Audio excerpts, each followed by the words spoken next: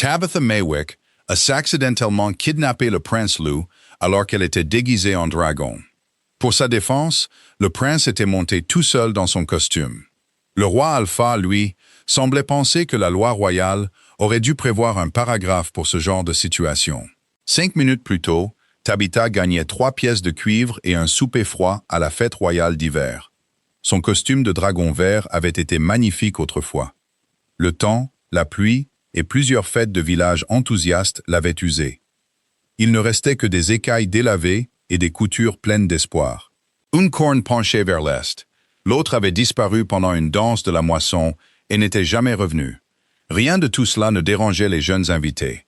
Ils la poursuivaient entre les piliers peints pendant qu'elle rugissait.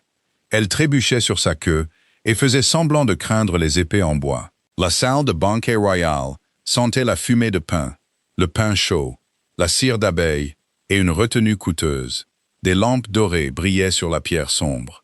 Des loups nobles étaient assis sous leur forme humaine, sous des bannières sculptées.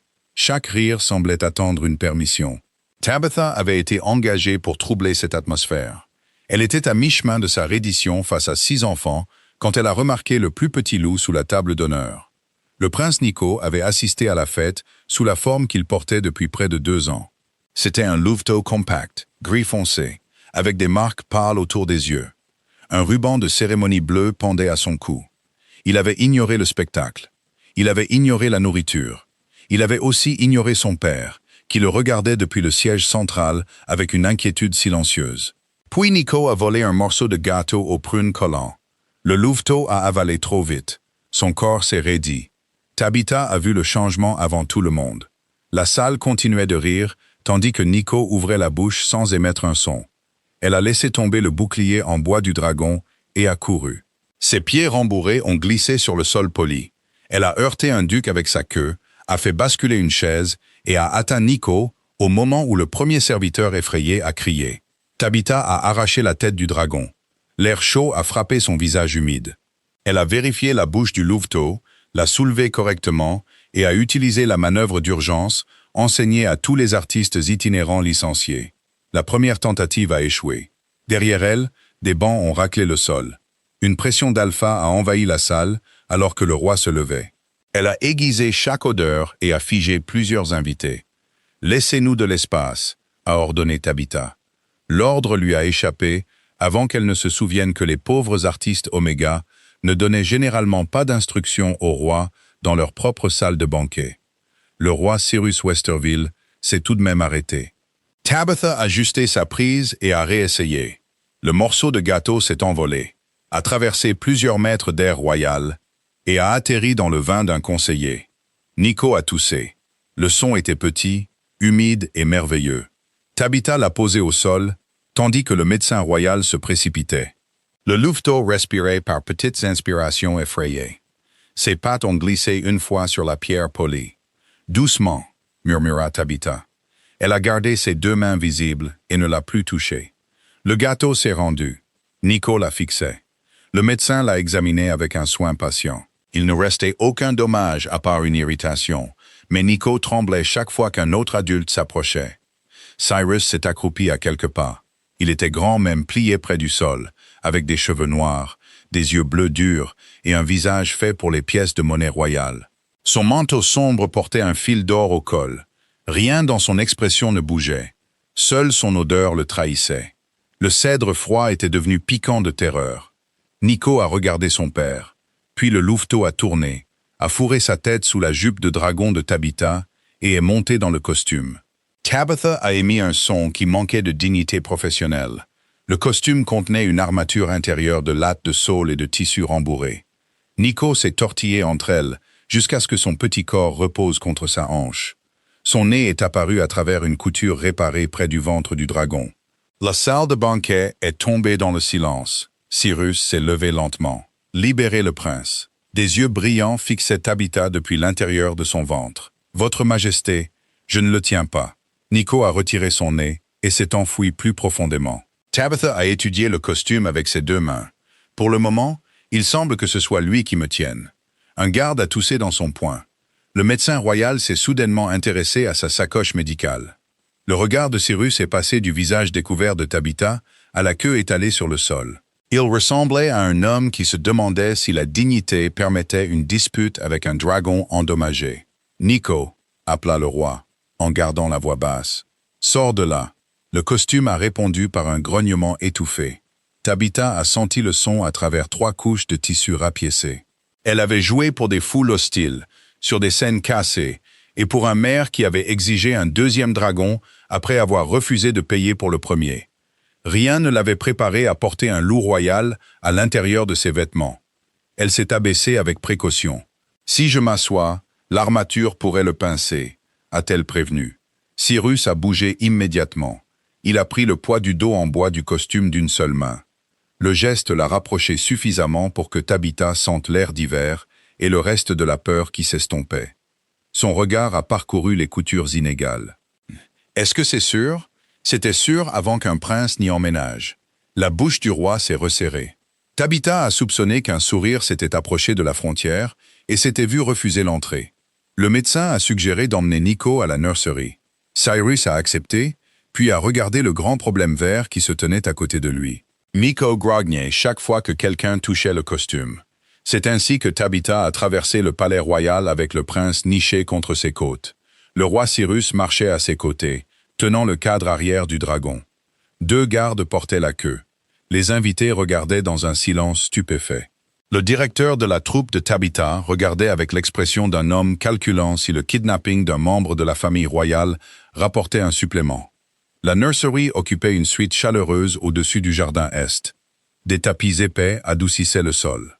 Des montagnes peintes couvraient un mur, mais la pièce ne contenait aucun jouet, en dehors d'une armoire fermée à clé. Des emplois du temps couvraient un bureau. Il listait les repas, les leçons, les examens et les périodes de repos approuvées en colonnes noires précises. Tabitha s'est arrêtée à côté d'eux. « Il a un rendez-vous pour un moment de calme non structuré ?» demanda-t-elle. Cyrus a baissé le cadre du costume. « À 3 heures. Que se passe-t-il s'il est calme à 4 heures ?» Le roi s'est tourné vers elle. Rien n'empêche un calme supplémentaire. Tabitha a décidé que la réponse en expliquait plus qu'il ne le voulait. Le médecin royal a de nouveau examiné Nico à travers l'ouverture du costume. Une fois satisfait, il a conseillé une observation calme et de l'eau tiède.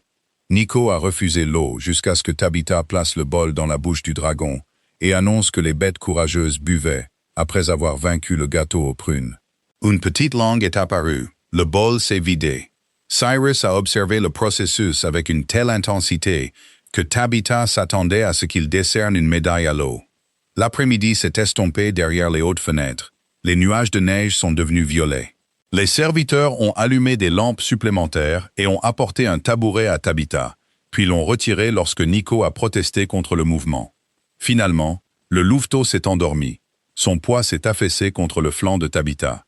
Une patte a glissé à travers la couture du costume et s'est posée sur son poignet.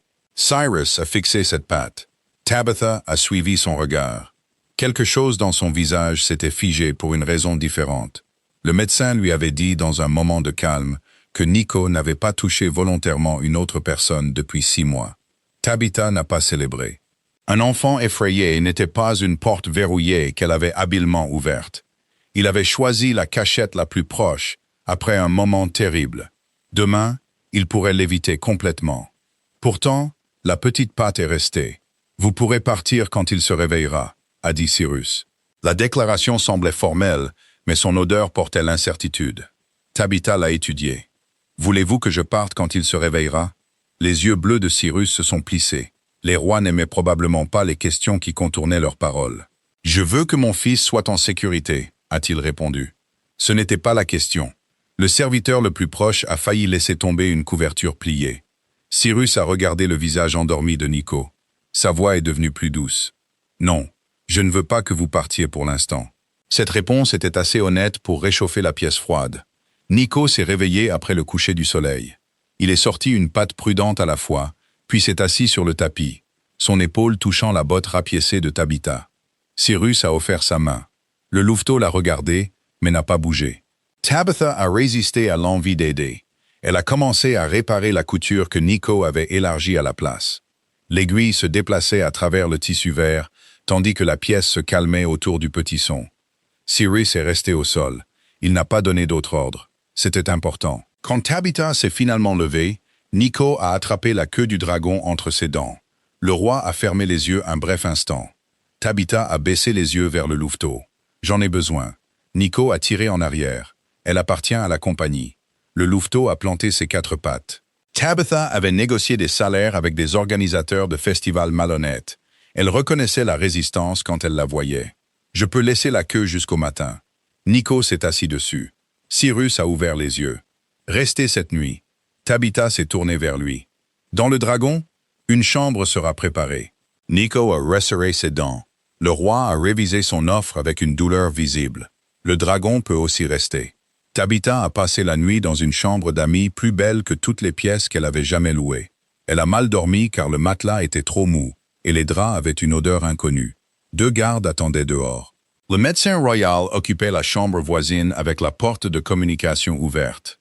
Cyrus avait pris la chambre de l'autre côté du couloir. Le costume de dragon occupait une chaise près de l'âtre. Nico occupait le costume de dragon. Chaque fois que Tabitha vérifiait, une oreille grise dépassait du tissu. Au matin, l'histoire avait traversé le palais. Les serviteurs ont apporté le petit déjeuner avec des expressions respectueuses et des yeux curieux. Quelqu'un avait déjà réparé la corne manquante avec une serviette enroulée.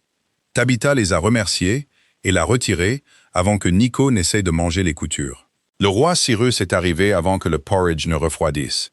Il portait un manteau noir plus simple, bien que rien en lui ne semblait simple. Son regard a d'abord trouvé Nico.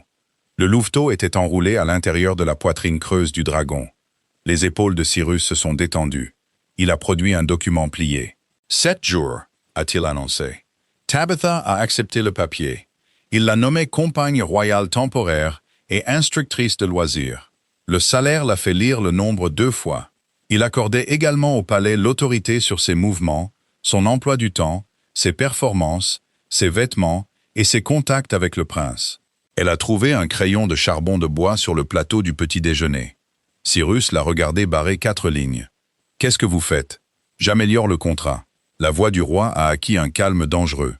Les contrats royaux sont examinés par 6 conseillers juridiques. Alors 6 conseillers juridiques ont manqué la même mauvaise idée. Nico a levé la tête à l'intérieur du dragon. Tabitha a pointé la première ligne. Elle ne forcerait pas le prince à prendre forme humaine. Elle n'utiliserait pas l'affection comme récompense pour l'obéissance. Elle ne soumettrait pas de lettres privées à l'inspection du palais. Le dernier changement concernait l'autorité de l'alpha. « Vous pouvez me commander en cas de danger immédiat », a-t-elle expliqué. Pas pendant les leçons, les désaccords, les repas, ou tout ce qui implique une épée en bois. Cyrus a lu la clause modifiée. « Vous vous attendez à me frapper avec une épée en bois? Je m'attends à ce que Nico veuille le faire. » La queue du louveteau a frappé une fois contre la chaise. Cyrus l'a remarqué. Il a signé les changements. Tabitha s'était attendue à de la résistance. L'accord rapide l'a déstabilisée, plus qu'une dispute ne l'aurait fait. « Pourquoi ?» a-t-elle demandé. Le roi a posé le stylo. « Parce que vous l'avez protégé avant de savoir si quelqu'un vous récompenserait. » Son regard est resté sur le contrat, mais les mots lui sont parvenus clairement. Tabitha a masqué son malaise par un côté pratique. « Je savais qu'il y aurait un souper froid. Il y aura de la nourriture chaude maintenant. Alors la couronne a déjà amélioré mes conditions. » Nico est sorti du costume et a volé un morceau de pain grillé. Cyrus l'a regardé l'emporter sous la table. La couronne semble avoir amélioré les siennes. L'essai a commencé avec un emploi du temps. Maître Val, le secrétaire de la maison royale, l'a déroulé sur la table de la nursery. La feuille était plus longue que tout le costume de dragon de Tabitha.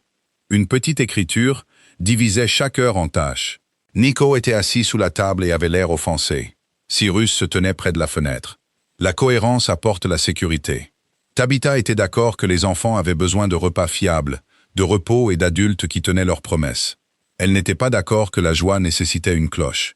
À 8 heures, l'emploi du temps exigeait une instruction sur la posture. À 8h05, Tabitha a caché 6 chaussettes rouges dans la nursery. Elle a annoncé qu'un sorcier étourdi avait volé les vêtements d'hiver du royaume. Nico est resté sous la table. Tabitha a cherché seule.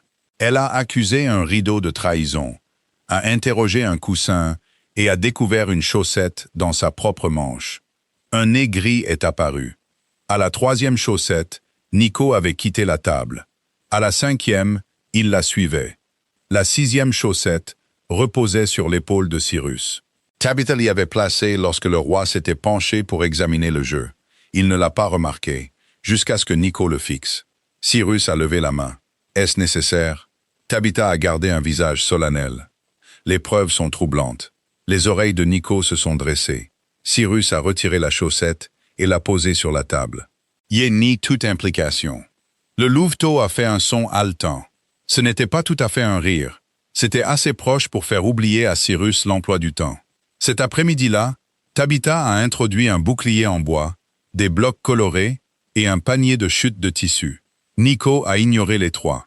Il a trouvé l'emploi du temps à la place. Le papier a fait un bruit satisfaisant entre ses dents. Maître Val est revenu juste à temps pour voir 4 jours de planification devenir des morceaux blancs sur le tapis. Le secrétaire semblait vieillir à chaque bouchée. Cyrus a tendu une main. Nico. Le louveteau a reculé. Tabitha a vu sa queue s'abaisser. Il sait que vous voulez le papier. Il ne sait pas pourquoi c'est important. Il organise ses soins. Actuellement, il organise sa digestion. Maître Val a émis un son affligé. Tabitha a échangé un carré de pommes séchées contre les restes humides. Le louveteau a accepté, puis a posé une patte sur le plus grand fragment. Cyrus s'est agenouillé à côté de lui. Il a séparé les repas et les visites médicales des leçons de posture, des salutations formelles et du calme approuvé. Les pages nécessaires sont restées. Le reste est allé dans l'âtre.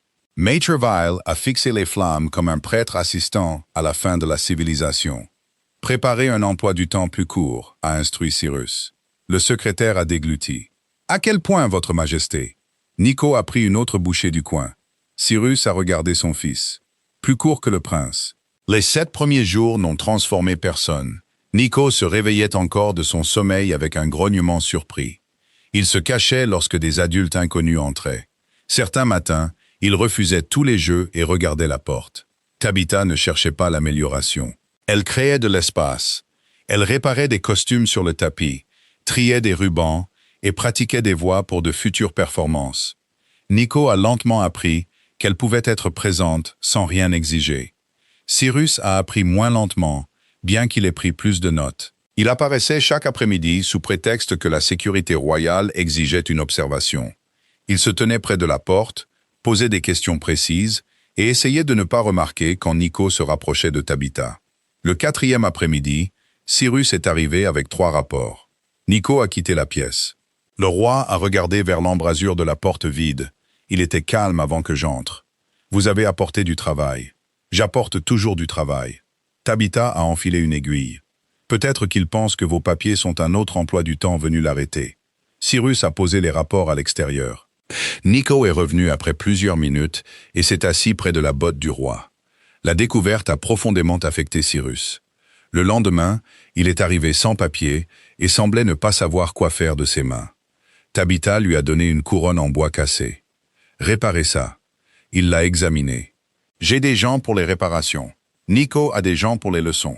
Regardez comme ça a bien marché. Cyrus s'est assis sur le tapis. Il a abordé la tâche comme un ingénieur militaire. Il a mesuré la fente, a demandé de la colle et a aligné les pièces de bois avec une précision douloureuse. Nico a regardé. La colle a collé au doigt de Cyrus. Une bande de papier bleu a adhéré à sa manche.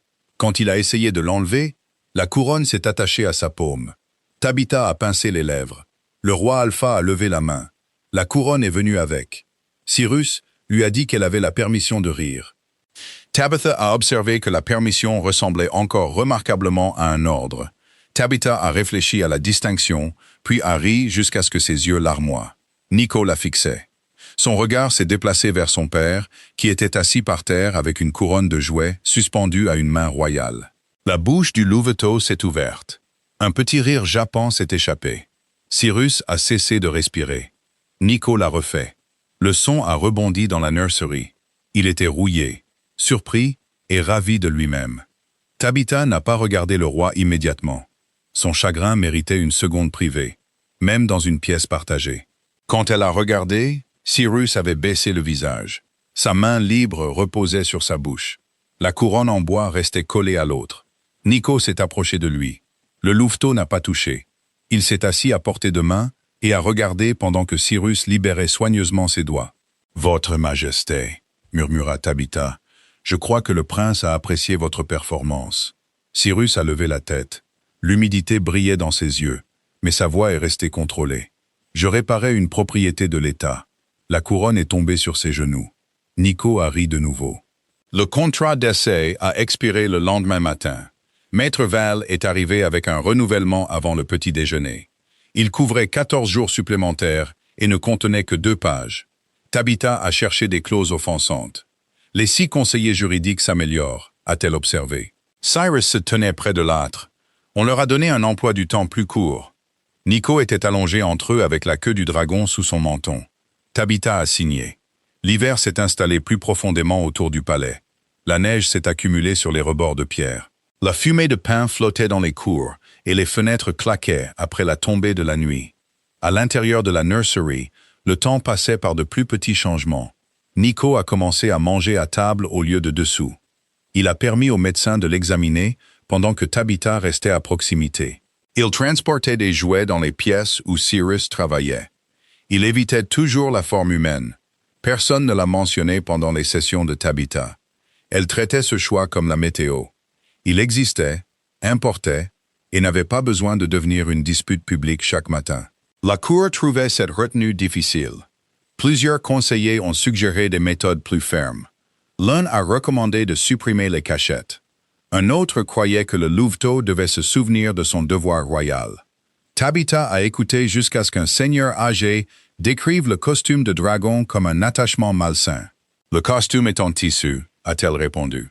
Si l'autorité royale est menacée par du tissu, la queue mérite un titre. Cyrus a renvoyé les conseillers, avant que quiconque ne puisse la nommer.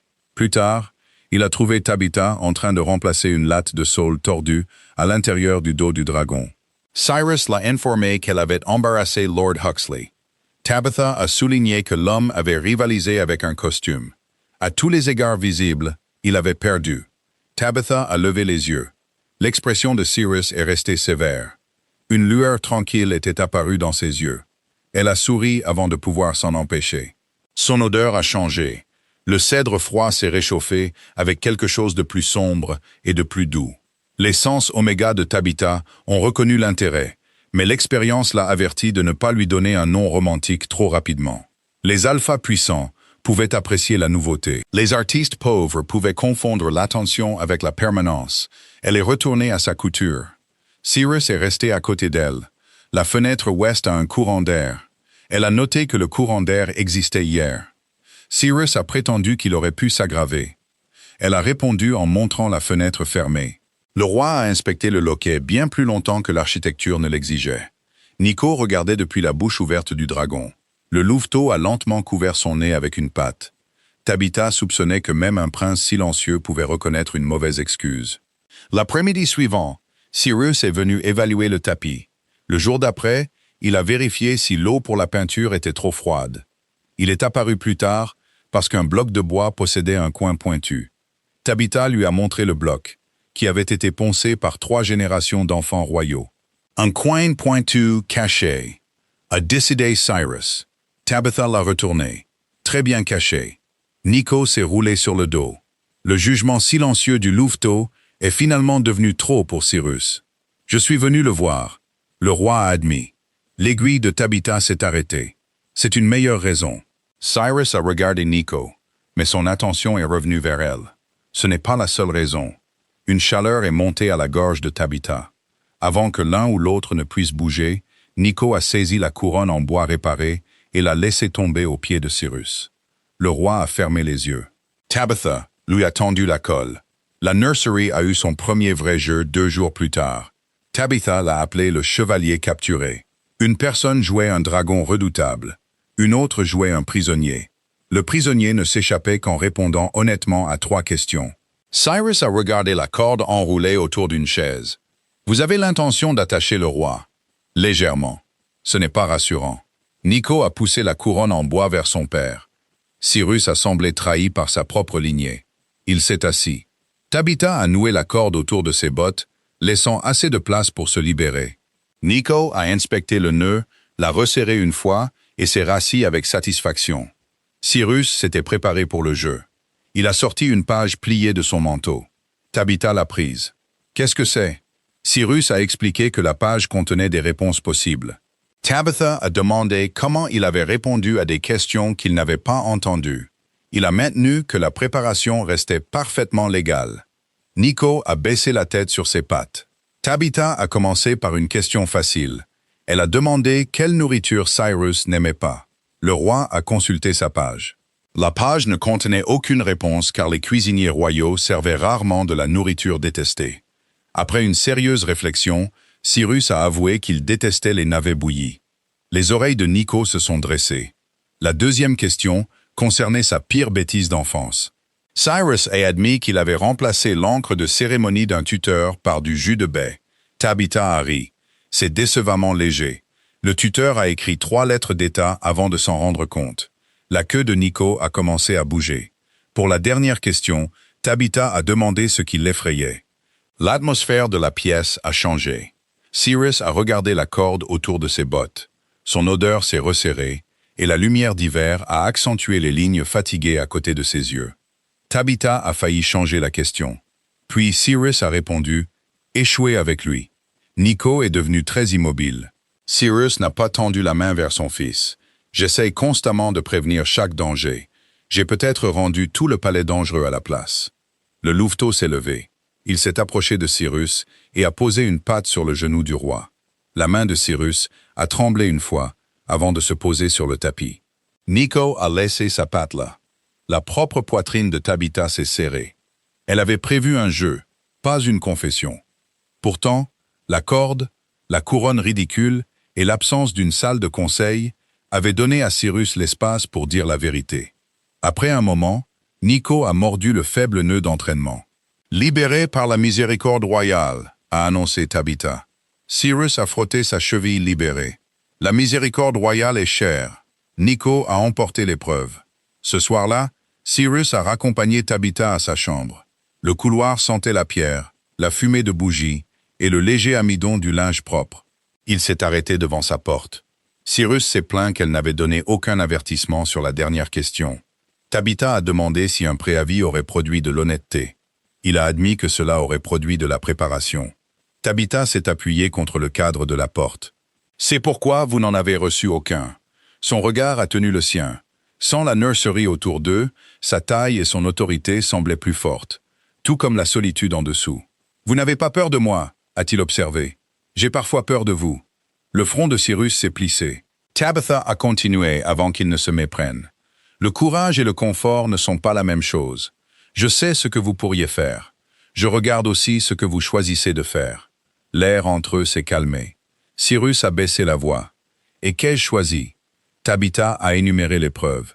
Il s'était assis par terre, avait brûlé la moitié d'un emploi du temps et avait répondu à une question qu'il détestait. Cyrus a ajouté la couronne réparée. Tabitha a mal noté la réparation. Sa bouche s'est courbée. C'était le premier vrai sourire qu'elle avait vu sur lui. Tabitha a oublié la phrase intelligente suivante. Cyrus semblait tout aussi surpris par son propre visage. Il s'est repris le premier, s'est incliné et lui a souhaité bonne nuit. Après son départ, Tabitha est entrée dans sa chambre et a trouvé Nico endormi à l'intérieur du costume de dragon. Elle a mis ses 2 mains sur ses hanches. « Tu as ton propre lit. » Une oreille grise a tressailli. « Ton lit est plus grand que mon ancien appartement. » Nico a tiré la queue du dragon sur son nez. Tabitha a compris la stratégie. Il était difficile de discuter avec quelqu'un qui était devenu une partie du mobilier. Elle l'a couvert d'une couverture et est allée se coucher. Le lendemain matin, elle s'est réveillée pour trouver le costume de dragon vide et une note soigneusement pliée sur la chaise. La note venait de Cyrus. Elle indiquait que le prince était retourné dans sa chambre à l'aube. Elle indiquait également que la fenêtre ouest avait été réparée. En bas, en plus petits caractères, le roi avait ajouté que le tapis restait sous observation. Le tapis a survécu encore 9 jours. À ce moment-là, le deuxième contrat de Tabitha avait été prolongé avec peu de cérémonie. Maître-Val a apporté les nouvelles pages pendant que Nico se peignait une pâte en bleu. Le secrétaire a étudié la pâte bleue, puis le contrat propre. Il a tenu le document au-dessus de sa tête jusqu'à ce que la peinture sèche. La vie dans la nurserie de l'Est a trouvé un rythme qu'aucun emploi du temps n'avait prédit. Le petit déjeuner restait à 8 heures car Nico s'offensait lorsque le porridge arrivait en retard. Les leçons avaient lieu vers midi, bien que les leçons incluaient maintenant le comptage des boutons de costume et le tri des rubans par longueur. Cyrus se joignait à eux chaque fois que le gouvernement le permettait. Quand le gouvernement ne le permettait pas, il déplaçait les réunions dans la pièce, au-delà de la nursery. Tabitha pouvait entendre les ministres discuter des impôts, pendant que Nico construisait une forteresse avec des coussins. Parfois, un bloc de bois roulait sous la porte de la salle de réunion. La première fois que c'est arrivé, Cyrus a rendu le bloc sans interrompre l'orateur. La deuxième fois, il l'a renvoyé en le faisant rouler. Au cinquième échange, le ministre a cessé de parler et a fixé la porte. Cyrus a gardé une expression grave. Continuez. Le bloc est revenu avec une bande de tissu vert nouée autour. Tabitha a entendu les pattes depuis la nursery. Le ministre a tenté d'expliquer les réparations de pont. Cyrus a ouvert la porte, a retiré le tissu et a informé Nico que les décorations de siège nécessitaient une approbation préalable. Nico a pris le bloc et a fermé la porte au nez de son père. Cyrus est resté dans le couloir un instant. Quand il est retourné à la réunion, sa dignité avait un petit fil vert sur une manche. Les serviteurs du palais ont cessé de marcher doucement près de la nursery. Ils ont commencé à apporter des chutes de laine, des boutons abîmés et des accessoires cassés pour les jeux de Tabitha. L'armoire à jouets verrouillée a été ouverte. La moitié de son contenu avait été choisi par des adultes qui valorisaient la valeur éducative avant le plaisir. Il y avait des pierres numérotées, des cartes sculptées et un ensemble de fonctionnaires en bois avec des chapeaux amovibles. Nico a enterré 3 fonctionnaires sous un coussin. Tabitha a trouvé une simple balle en tissu au fond. Elle l'a fait rouler sur le sol. Nico a regardé. Elle l'a fait rouler à nouveau. Le louveteau a posé une patte dessus. Le lancer suivant s'est dirigé vers Cyrus, qui était entré sans s'annoncer. La balle a heurté sa botte. Nico a attendu. Cyrus s'est penché et l'a ramassée. Quelles sont les règles? Tabitha a expliqué qu'il suffisait de la renvoyer. Cyrus semblait méfiant face à des règles si simples. Elle lui a conseillé de résister à la création d'un comité. Cyrus a fait rouler la balle. Nico a bondi. Ses pattes ont glissé sur le tapis, son arrière-train s'est soulevé et la balle s'est échappée sous une chaise. Le louveteau s'est précipité après elle. Cyrus a regardé Tabitha. Il aime ça. Les enfants ont enduré le plaisir simple pendant des siècles. La balle est revenue plus vite. Cyrus l'a attrapée d'une main. Une lumière inattendue est entrée dans son visage, le même regard qu'il portait en résolvant un problème d'état difficile. Il a fait rouler la balle à nouveau. En quelques minutes, le roi avait développé une stratégie. Il utilisait les pieds de la chaise, changeait d'angle et faisait chasser à Nico des ombres mouvantes. Vous transformez le jeu en entraînement militaire, a prévenu Tabitha. J'améliore la précision. Nico s'est lancé sur le lancer suivant et s'est écrasé contre les genoux de Cyrus. Le roi a atterri sur le tapis. Tabitha a couvert sa bouche. Nico a grimpé sur la poitrine de son père et a laissé tomber la balle sous le menton de Cyrus. Cyrus a regardé le plafond peint. J'ai été vaincu. La queue du louveteau battait contre son manteau. Le prince demande une autre bataille, a traduit Tabitha. Cyrus a soulevé la balle. Le prince n'a aucune pitié. Ils ont joué jusqu'à ce qu'un garde essoufflé apparaisse avec la nouvelle que 6 ambassadeurs attendaient dans la salle du conseil. Cyrus s'est levé avec des poils de Nico couvrant le devant de son manteau noir. Tabitha a attrapé une brosse de nettoyage. Le roi l'a arrêté. Laissez-les. Il est allé rencontrer les ambassadeurs en portant la preuve que son fils l'avait touché. Tabitha l'a regardé disparaître dans le couloir. Sa poitrine était trop chaude pour la saison. La chaleur est devenue gênante lorsque Morrow est apparu. Le loup de Cyrus ne s'était pas séparé de lui en public depuis les funérailles de la reine. Ce fait est parvenu à Tabitha après qu'un grand loup noir soit entré dans la nursery et ait posé sa tête sur ses genoux. Morrow était presque aussi grand que la table de travail. Une crête de fourrure sombre traversait ses épaules et ses yeux portaient la couleur bleue dure de Cyrus. Nico l'a salué sans alarme. Le louveteau a pressé son visage sous la mâchoire de Morrow, puis est retourné à sa balle en tissu. Tabitha est restée très immobile. Morrow a poussé son nez sous sa main. « Je suppose que vous avez le droit d'être ici, » murmura-t-elle. Le loup s'est appuyé plus fort. Son pelage sentait le cèdre, la neige et la légère fumée portée par les vêtements de Cyrus. Tabitha a gratté soigneusement derrière une oreille. Les yeux de Morrow se sont fermés. La porte de la nursery s'est ouverte. Cyrus s'est arrêté. Tabitha s'est arrêtée. Morrow ne s'est pas arrêté. Il s'est roulé sur le côté et a posé une énorme patte sur sa jupe. Le visage du roi est devenu plus froid à mesure que son embarras augmentait. Morrow a appelé Cyrus. Le loup a ouvert un œil. Ce qui s'est passé entre l'homme et le loup a fait se crisper la mâchoire de Cyrus. Tabitha ne pouvait pas entendre leur entente privée, mais l'opinion de Morrow semblait claire. Il aimait sa main exactement là où elle était. Tabitha a demandé si Morrow rendait souvent visite aux employés. Cyrus a nié. Sa question suivante concernait la fréquence à laquelle le loup l'ignorait. Cyrus a retiré ses gants un doigt à la fois. De plus en plus. Morrow a déplacé sa tête plus haut sur les genoux de Tabitha. Nico a apporté la balle en tissu et l'a placée à côté du loup adulte. Morrow l'a couverte avec son autre patte. Le louveteau lui a donné des coups de patte. Morrow a refusé. Bientôt, les deux loups se sont engagés dans une lutte silencieuse pour une balle délavée. Cyrus a regardé son fils tirer sur les doigts de Morrow. Tabitha a regardé Cyrus. Son expression s'est adoucie avant qu'il ne se souvienne qu'elle pouvait le voir. C'est devenu la vraie découverte de l'après-midi. Morrow est resté jusqu'au souper. Il n'est parti qu'après que Tabitha ait promis de continuer à lui gratter les oreilles un autre jour. Cyrus a entendu la promesse. Cyrus l'a averti de ne pas encourager le loup. Tabitha a loué les manières de Morrow. Cyrus lui a rappelé la balle volée, qu'elle a imputée à l'influence corruptrice de la royauté. Cyrus a baissé les yeux sur elle. « Vous aimez me provoquer. » Tabitha a plié le costume de dragon. Seulement quand l'occasion se présente coiffée d'une couronne. Morrow a envoyé à Cyrus une émotion si suffisante que le roi a ordonné aux deux loups d'aller se coucher. Aucun n'a obéi. Le premier déjeuner formel est arrivé avec une invitation scellée à la cire rouge. Tabitha l'a lu 2 fois. « Pourquoi suis-je invité ?» Cyrus se tenait à côté de l'étagère de la nursery, prétendant inspecter de la colle. Le conseil de la maison veut observer les progrès de Nico. Ils peuvent l'observer ici. Ils veulent aussi vous observer. Voilà. Tabitha savait que la curiosité se transformerait en jugement. Une pauvre Oméga pouvait amuser un prince pendant plusieurs jours. Si elle restait plus longtemps, les familles nobles commenceraient à se demander ce qu'elles voulaient. Dois-je y assister?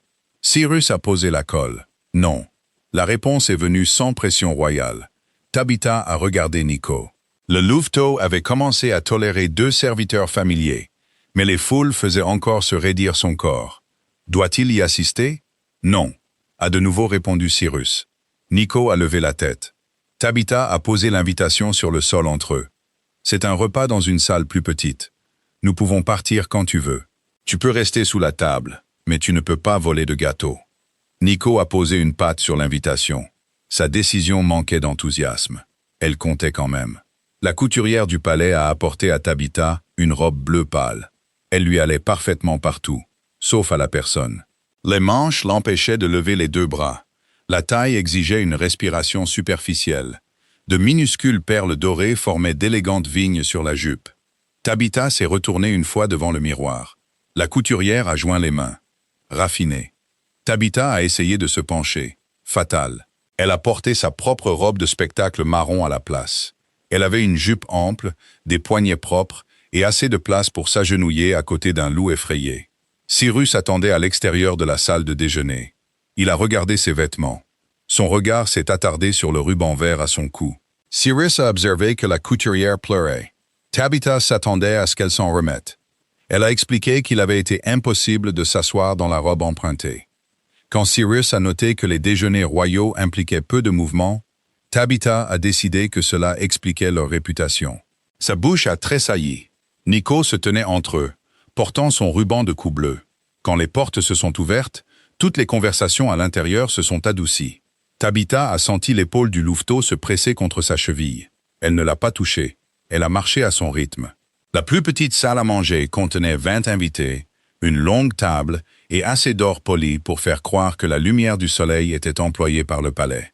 Lady Sabine Harrow présidait le conseil de la maison royale. C'était une bêta posée avec des cheveux gris acier et un regard qui cataloguait les faiblesses sans s'en réjouir. À côté d'elle était assise Lady Corinne Dust, une Oméga de haute naissance, connue pour ses œuvres de charité éducative et sa posture parfaite. Corinne a souri à Tabitha. Nous attendions le dragon. Il avait un autre engagement. Plusieurs invités semblaient incertains si c'était une blague. Cyrus a tenu la chaise de Tabitha.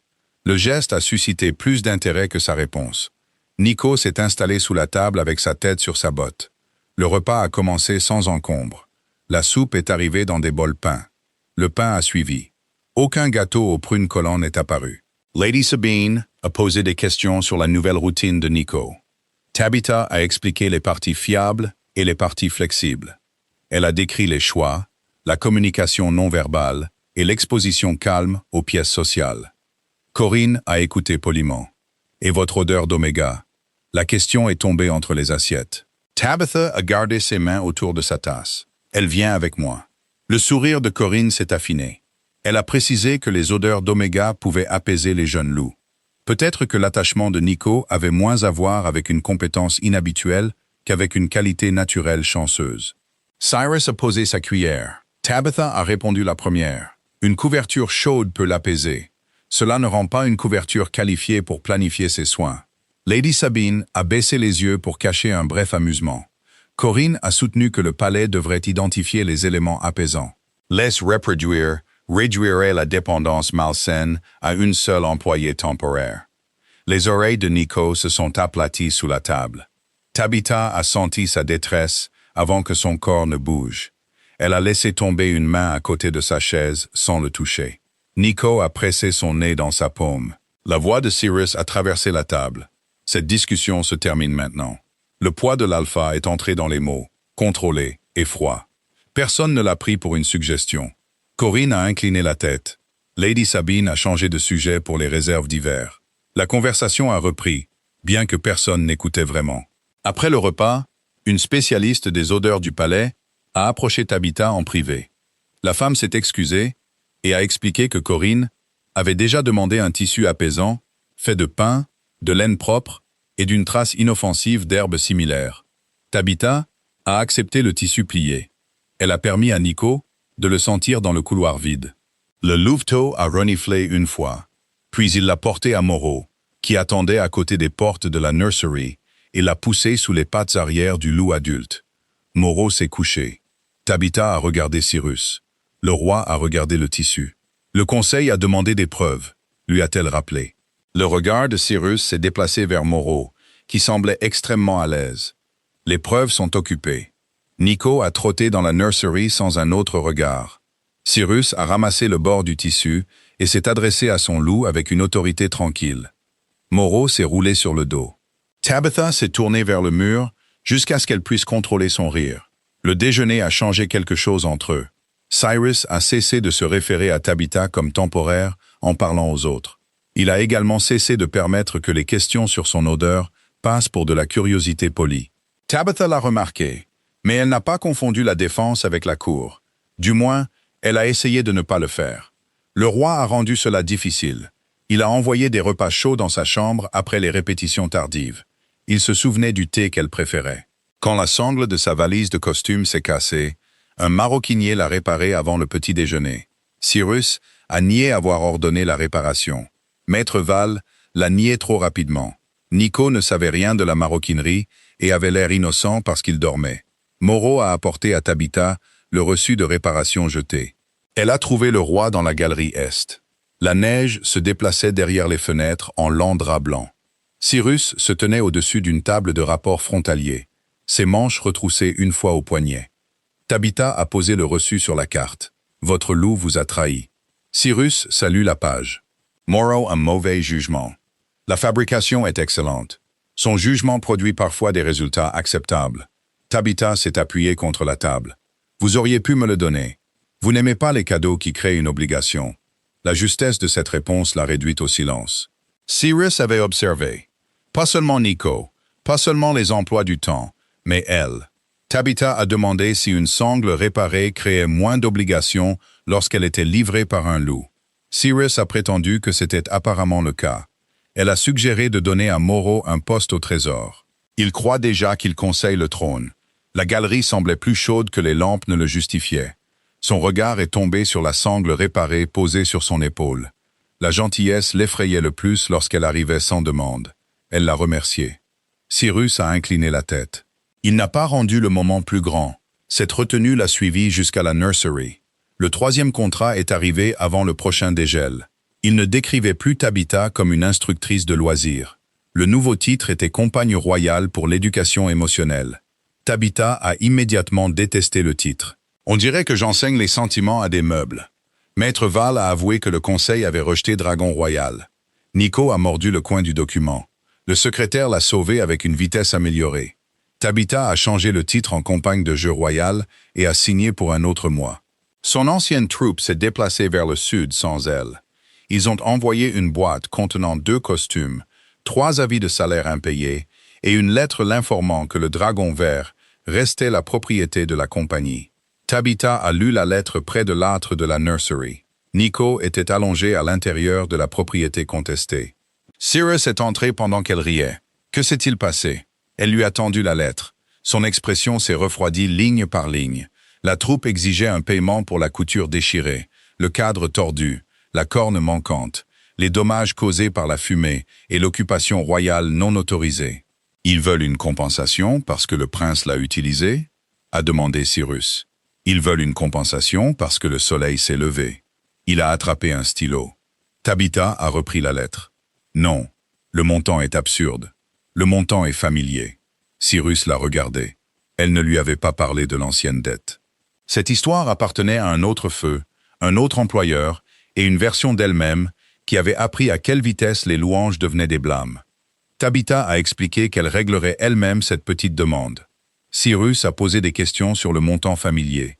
Elle lui a dit que cette dette n'était pas le problème du jour. Le roi a accepté la limite, bien que son odeur ait trahi son inquiétude. Nico est sorti du dragon et a placé la corne en bois manquante au pied de Tabitha. Elle a fixé l'objet. La corne avait disparu lors d'une danse de la moisson des mois plus tôt. Cyrus a croisé les bras. Où a-t-il trouvé ça? Nico l'a ramassé et l'a porté derrière un rideau.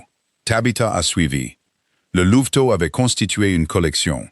Sous le rideau se trouvaient 2 boutons de costume, une cuillère en bois, 4 rubans verts, le gant manquant de Cyrus et la moitié de l'emploi du temps plus court de Maître Veil. Cyrus a récupéré son gant. Cela explique plusieurs choses. Tabitha a ramassé la corne. Cela n'explique rien.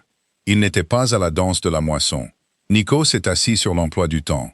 Marrow est apparu dans l'embrasure de la porte. Le loup adulte a regardé la corne, puis s'est détourné. Les yeux de Cyrus se sont plissés. Marrow avait apparemment trouvé le morceau cassé parmi les anciens accessoires de Tabitha et l'avait livré à Nico. Son intention avait été généreuse.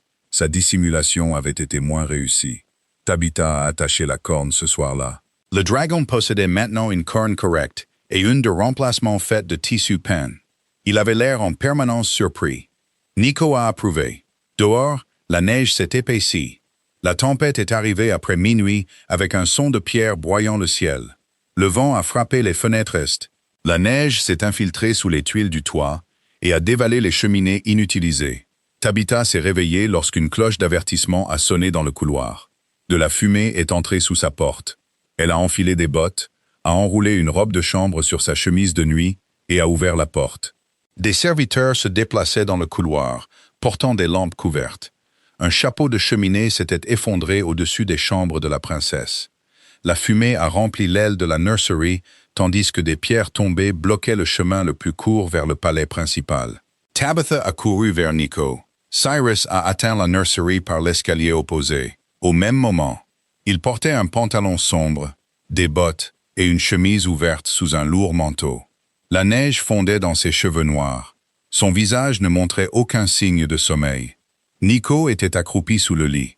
La pièce sentait la fumée, la pierre mouillée et la peur. Tabitha s'est laissée tomber à genoux. Elle n'a pas appelé le louveteau. Elle a tiré le costume de dragon de sa chaise et l'a posé sur le sol. Nico a rampé à l'intérieur. Cyrus a soulevé toute l'armature avec son fils, niché à l'intérieur. « Où ?» a demandé Tabitha. La vieille tour de la nursery a une cheminée indépendante. Ils ont traversé le passage de service. Le vent gémissait derrière les murs, et l'air froid trouvait chaque ouverture dans la robe de chambre de Tabitha. Cyrus portait le dragon, comme s'il ne pesait rien. Seules ses mains révélaient la tension. Il tenait l'armature avec un soin désespéré, protégeant chaque courbe. La vieille chambre de la tour était ronde, poussiéreuse et sûre. Un âtre en pierre occupait un mur. Des meubles couverts se tenaient sous des draps blancs. Maître Val est arrivé avec des couvertures, de la nourriture et plusieurs gardes. Il a rapporté que le couloir principal resterait bloqué jusqu'au matin. Cyrus a renvoyé tout le monde sauf un garde à l'extérieur. Tabitha a examiné la cheminée. Nous avons besoin de chaleur. Cyrus a posé le dragon. Je peux faire un feu. Sa confiance a duré jusqu'à ce qu'il trouve la boîte à bois. Le roi Alpha a arrangé les bûches par taille. Il a placé le petit bois en ligne exacte et a construit une structure si ordonnée que Tabitha s'attendait à ce que des soldats la saluent. Il a frappé le briquet à silex. Le petit bois a fumé et s'est éteint. Cyrus a réessayé. Rien ne s'est passé. Le nez de Nico est apparu depuis le ventre du dragon. Tabitha s'est accroupie à côté de l'âtre. Votre feu a peur de rompre la formation. Le bois ne ressent pas la peur. Alors il a appris l'entêtement du palais. Elle a desserré la pile, a ajouté des copeaux secs et a créé de l'espace pour l'air. La flamme a pris à sa deuxième tentative. Cyrus l'a regardé se propager. J'étais proche.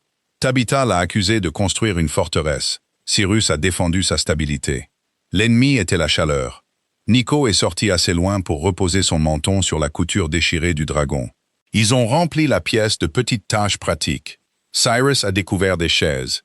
Tabitha a vérifié les vieux volets. Nico a inspecté chaque couverture et en a rejeté 2. Le vent a continué de marteler la tour. Tabitha a trouvé un vieux rideau de théâtre rangé dans un coffre. Elle a utilisé des bandes de son bord endommagées pour boucher les interstices des fenêtres. Cyrus a tenu la chaise pendant qu'elle grimpait. « Ne tombez pas !» lui a-t-il dit. Cette instruction a transformé le travail. Ses mains se sont resserrées autour de la chaise. Tabitha a baissé les yeux. La peur se lisait clairement sur son visage. Pas une méfiance envers son équilibre, mais le réflexe profond d'un homme qui s'attendait à ce que les accidents emportent les gens. Elle a fini rapidement et est descendue. « Je suis en sécurité », a-t-elle dit. Cyrus a relâché la chaise. L'ancienne nursery lui avait appartenu autrefois.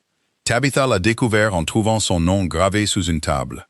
À côté se trouvait un dessin grossier d'une couronne tombant dans un étang. Elle a tracé les lettres. Vous étiez moins respectueux de la propriété de l'État que votre histoire officielle ne le suggère. Cyrus a apporté une lampe. Mon frère a dessiné la couronne. A-t-il aussi écrit votre nom? Il avait une excellente écriture. Tabitha l'a regardé. Le roi s'est rendu. J'ai dessiné la couronne. Nico a reniflé la gravure, puis a gratté une petite ligne à côté. Cyrus a fixé l'endroit. Le prince préserve l'histoire, a dit Tabitha. Le prince endommage les meubles. Nico a gratté une autre ligne. Cyrus s'est assis à côté de lui. Encore une, puis l'histoire se termine. Le louveteau en a ajouté une 3e.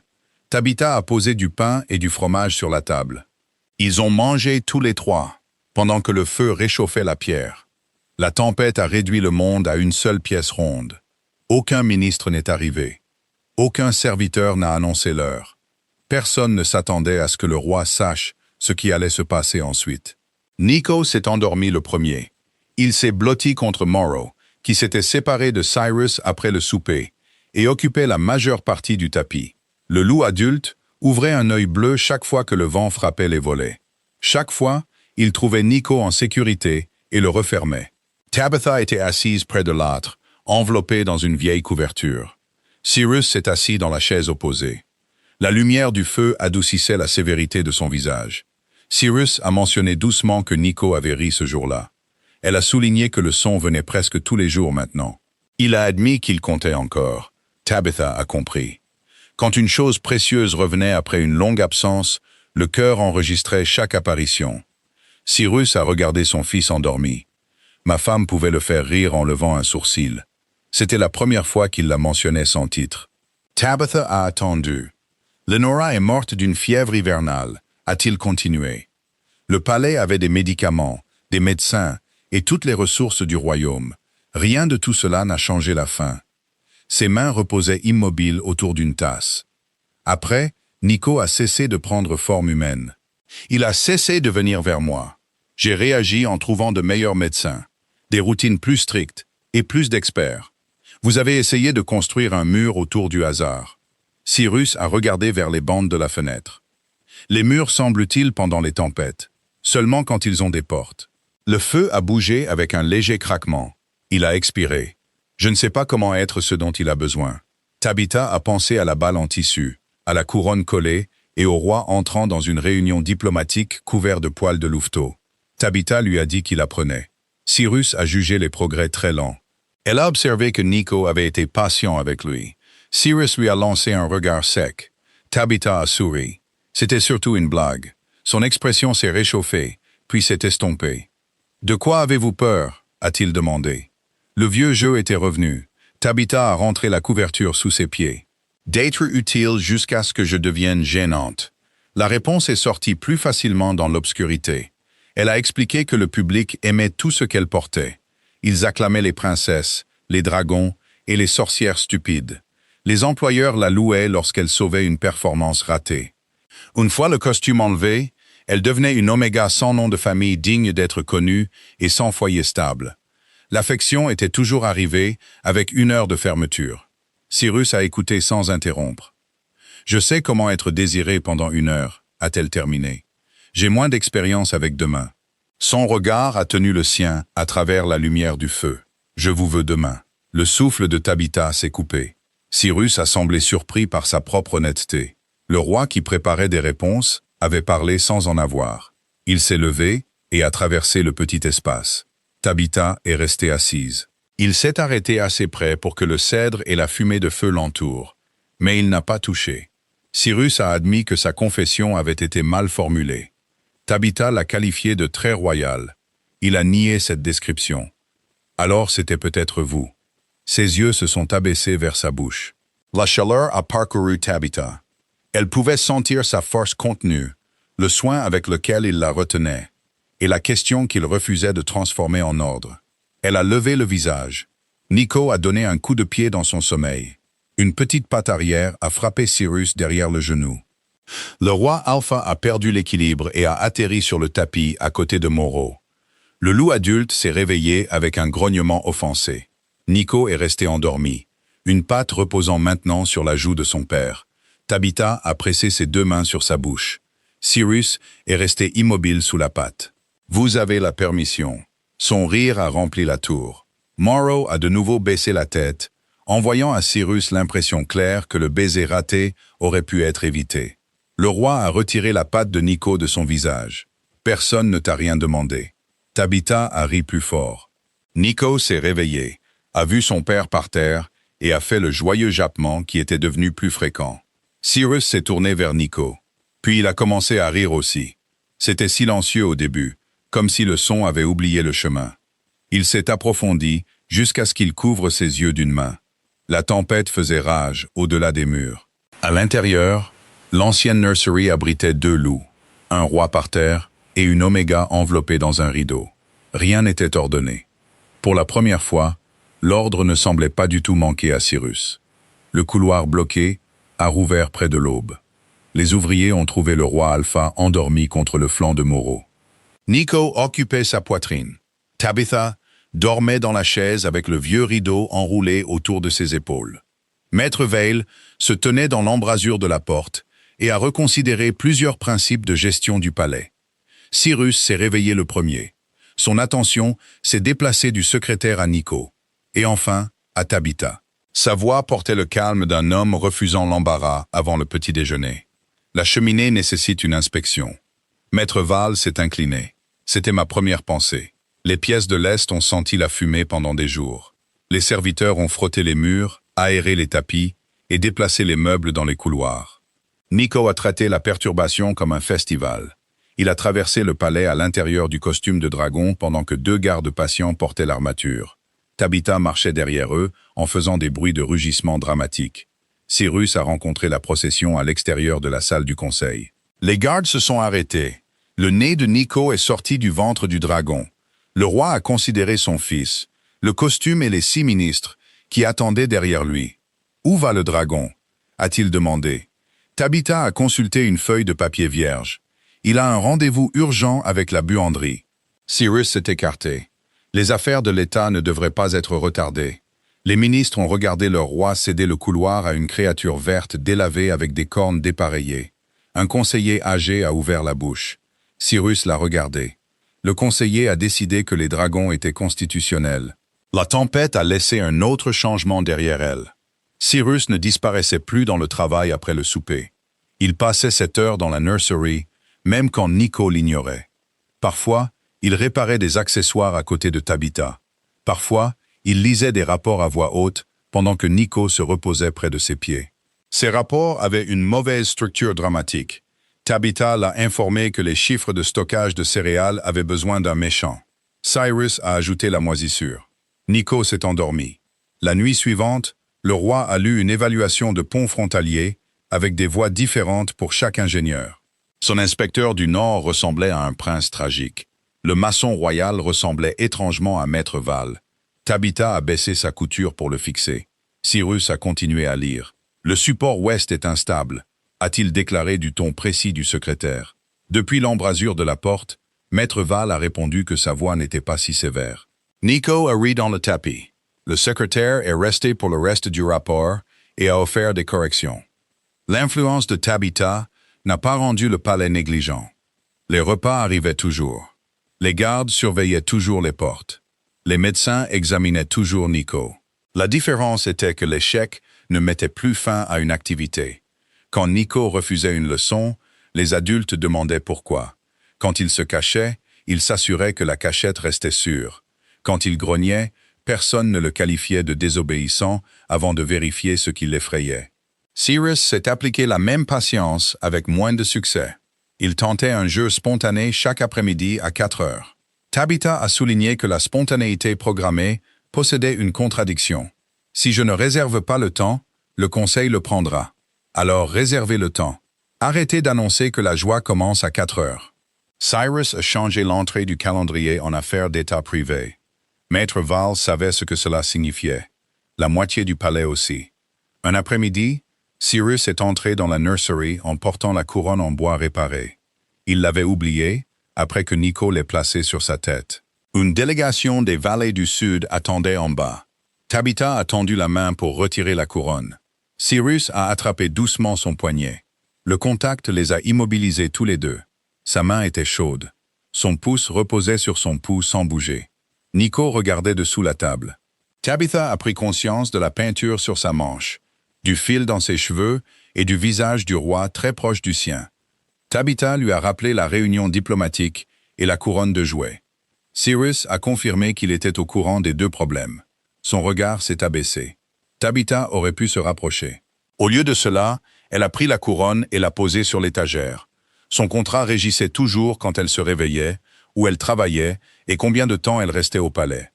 Sa signature contrôlait son salaire. Elle ne construirait pas de tendresse sur un sol qui penchait vers lui. Cyrus a compris quelque chose de son retrait.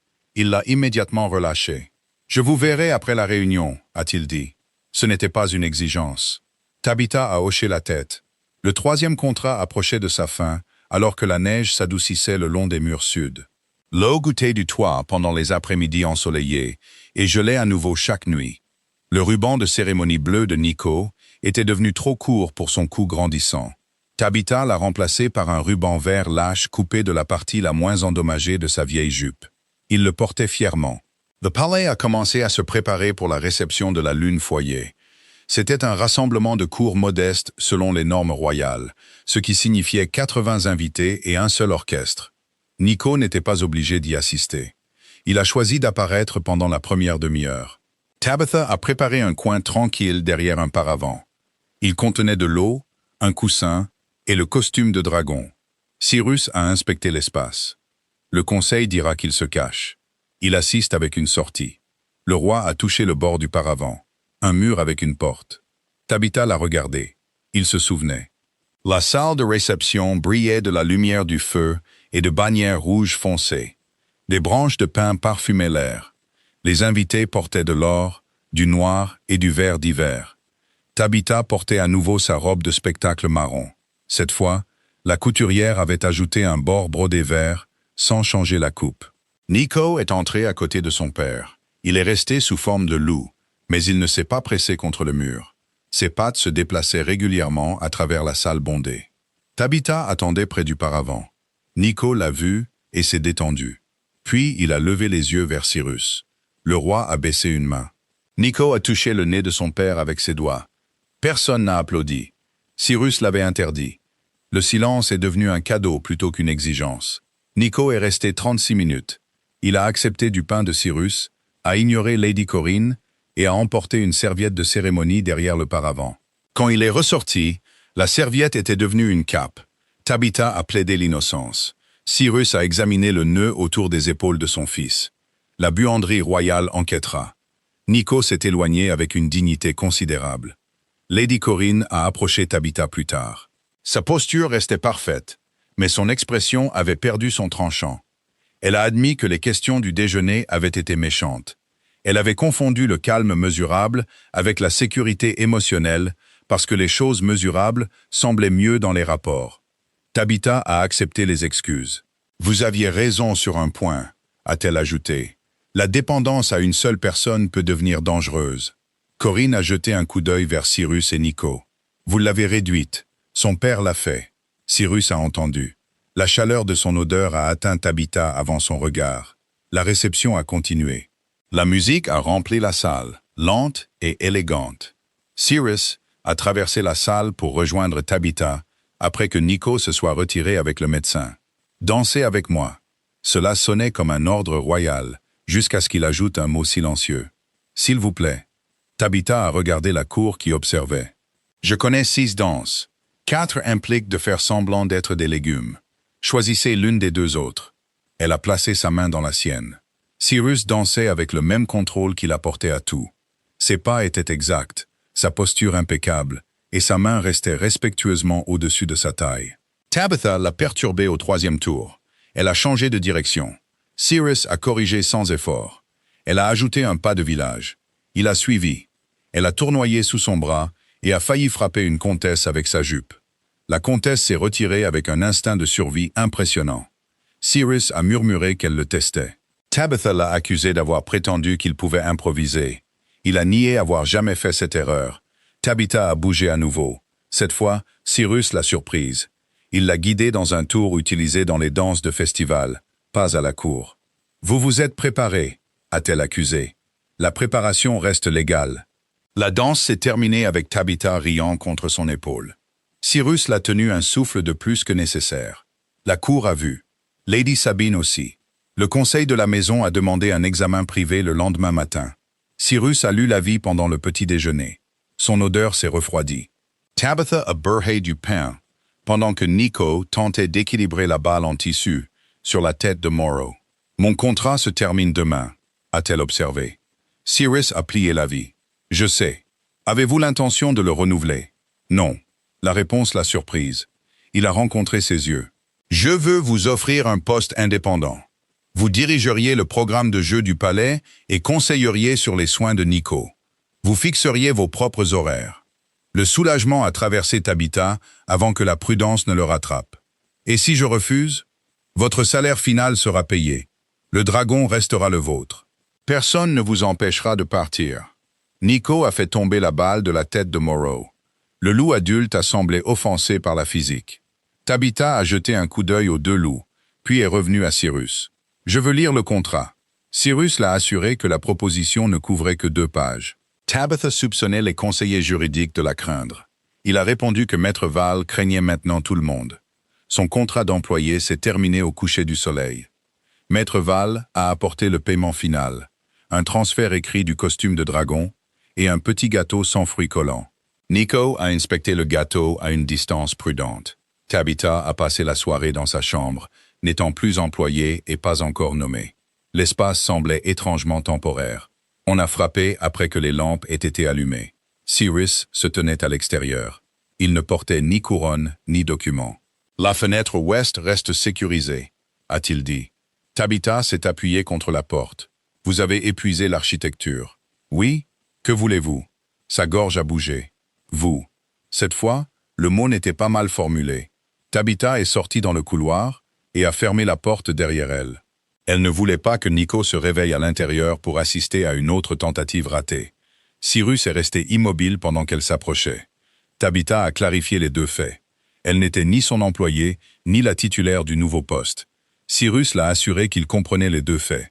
Tabitha a étudié son visage. « Et si je pars ?» La douleur a traversé ses yeux, honnête et rapidement contenue. « Je ne vous arrêterai pas. » Elle s'est hissée sur la pointe des pieds et l'a embrassé. Cyrus a émis un faible son de surprise. Ses mains ont plané près de ses épaules, jusqu'à ce qu'elle se penche plus près. Alors il l'a touchée. Le baiser est resté doux. Il avait assez de force pour submerger chaque choix, alors il n'en a utilisé aucune. Sa bouche a réchauffé la sienne lentement, demandant à chaque changement. Tabitha a agrippé le devant de son manteau. Pendant un instant lumineux, elle a oublié les contrats, les conseils et les portes. Puis quelque chose a heurté l'intérieur de sa chambre. La porte s'est ouverte. Nico est sorti, portant la corne en tissu du dragon sur une oreille. Nico a étudié les deux adultes. Cyrus a posé son front contre celui de Tabitha. Il a un excellent timing. Il a appris de la tempête. Nico a marché entre eux et s'est assis sur la botte de Cyrus. Le roi a baissé les yeux.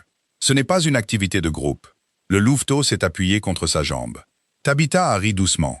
La tendresse du moment a changé de forme sans disparaître. Elle a accepté le poste indépendant le lendemain. Le nouvel arrangement a amélioré plusieurs choses. Tabitha a loué une petite chambre au-dessus de l'atelier d'une couturière, à l'extérieur du palais, se donnant un foyer non contrôlé par un emploi royal. Elle travaillait 4 jours à l'intérieur de la nursery et gardait 2 jours pour des performances publiques. Le jour restant appartenait à la lessive, aux réparations et à la récupération héroïque de ses pieds. Cyrus n'aimait pas la chambre extérieure. Il a inspecté le bâtiment 2 fois. La première visite concernait les sorties de secours.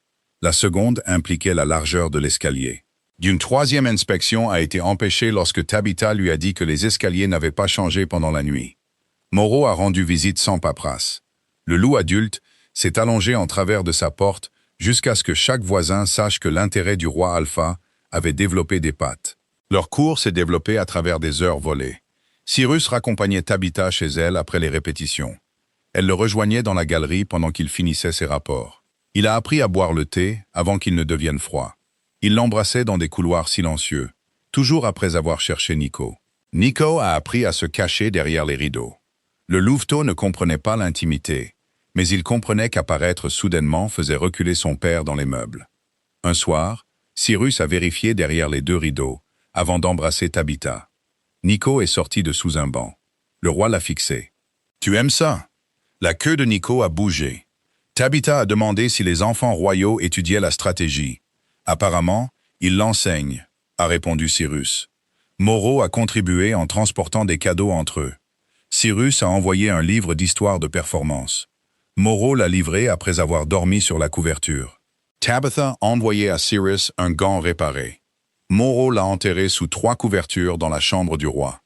Les cadeaux arrivaient toujours chauds, en retard et couverts de poils noirs. Le palais s'est adapté au bonheur avec une efficacité surprenante. Les serviteurs ont cessé de se figer lorsque des rires traversaient le couloir. Maître Val a ajouté des espaces vides au calendrier royal. Lady Corinne a commencé à aider Tabitha à concevoir des sessions de jeux publics sans utiliser le mot optimisation. Nico a assisté à 2 courts rassemblements. Il choisissait toujours la forme de loup, mais il ne se cachait plus avant chaque visiteur.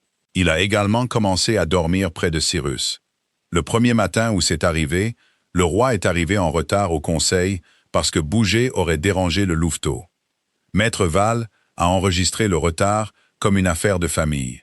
Aucun ministre ne s'est plaint. Le changement aurait dû rassurer Tabitha. Au lieu de cela, la sécurité a rendu sa vieille peur plus forte. Elle était devenue une partie des matins, des pièces et des blagues privées. Perdre ces choses ferait plus mal que de perdre une seule performance. Cyrus a remarqué sa prudence. Il n'a pas insisté. Cette patience l'a presque persuadé de faire confiance à 2 mains. Puis Lady Sabine est arrivée à la nursery avec un dossier provincial scellé.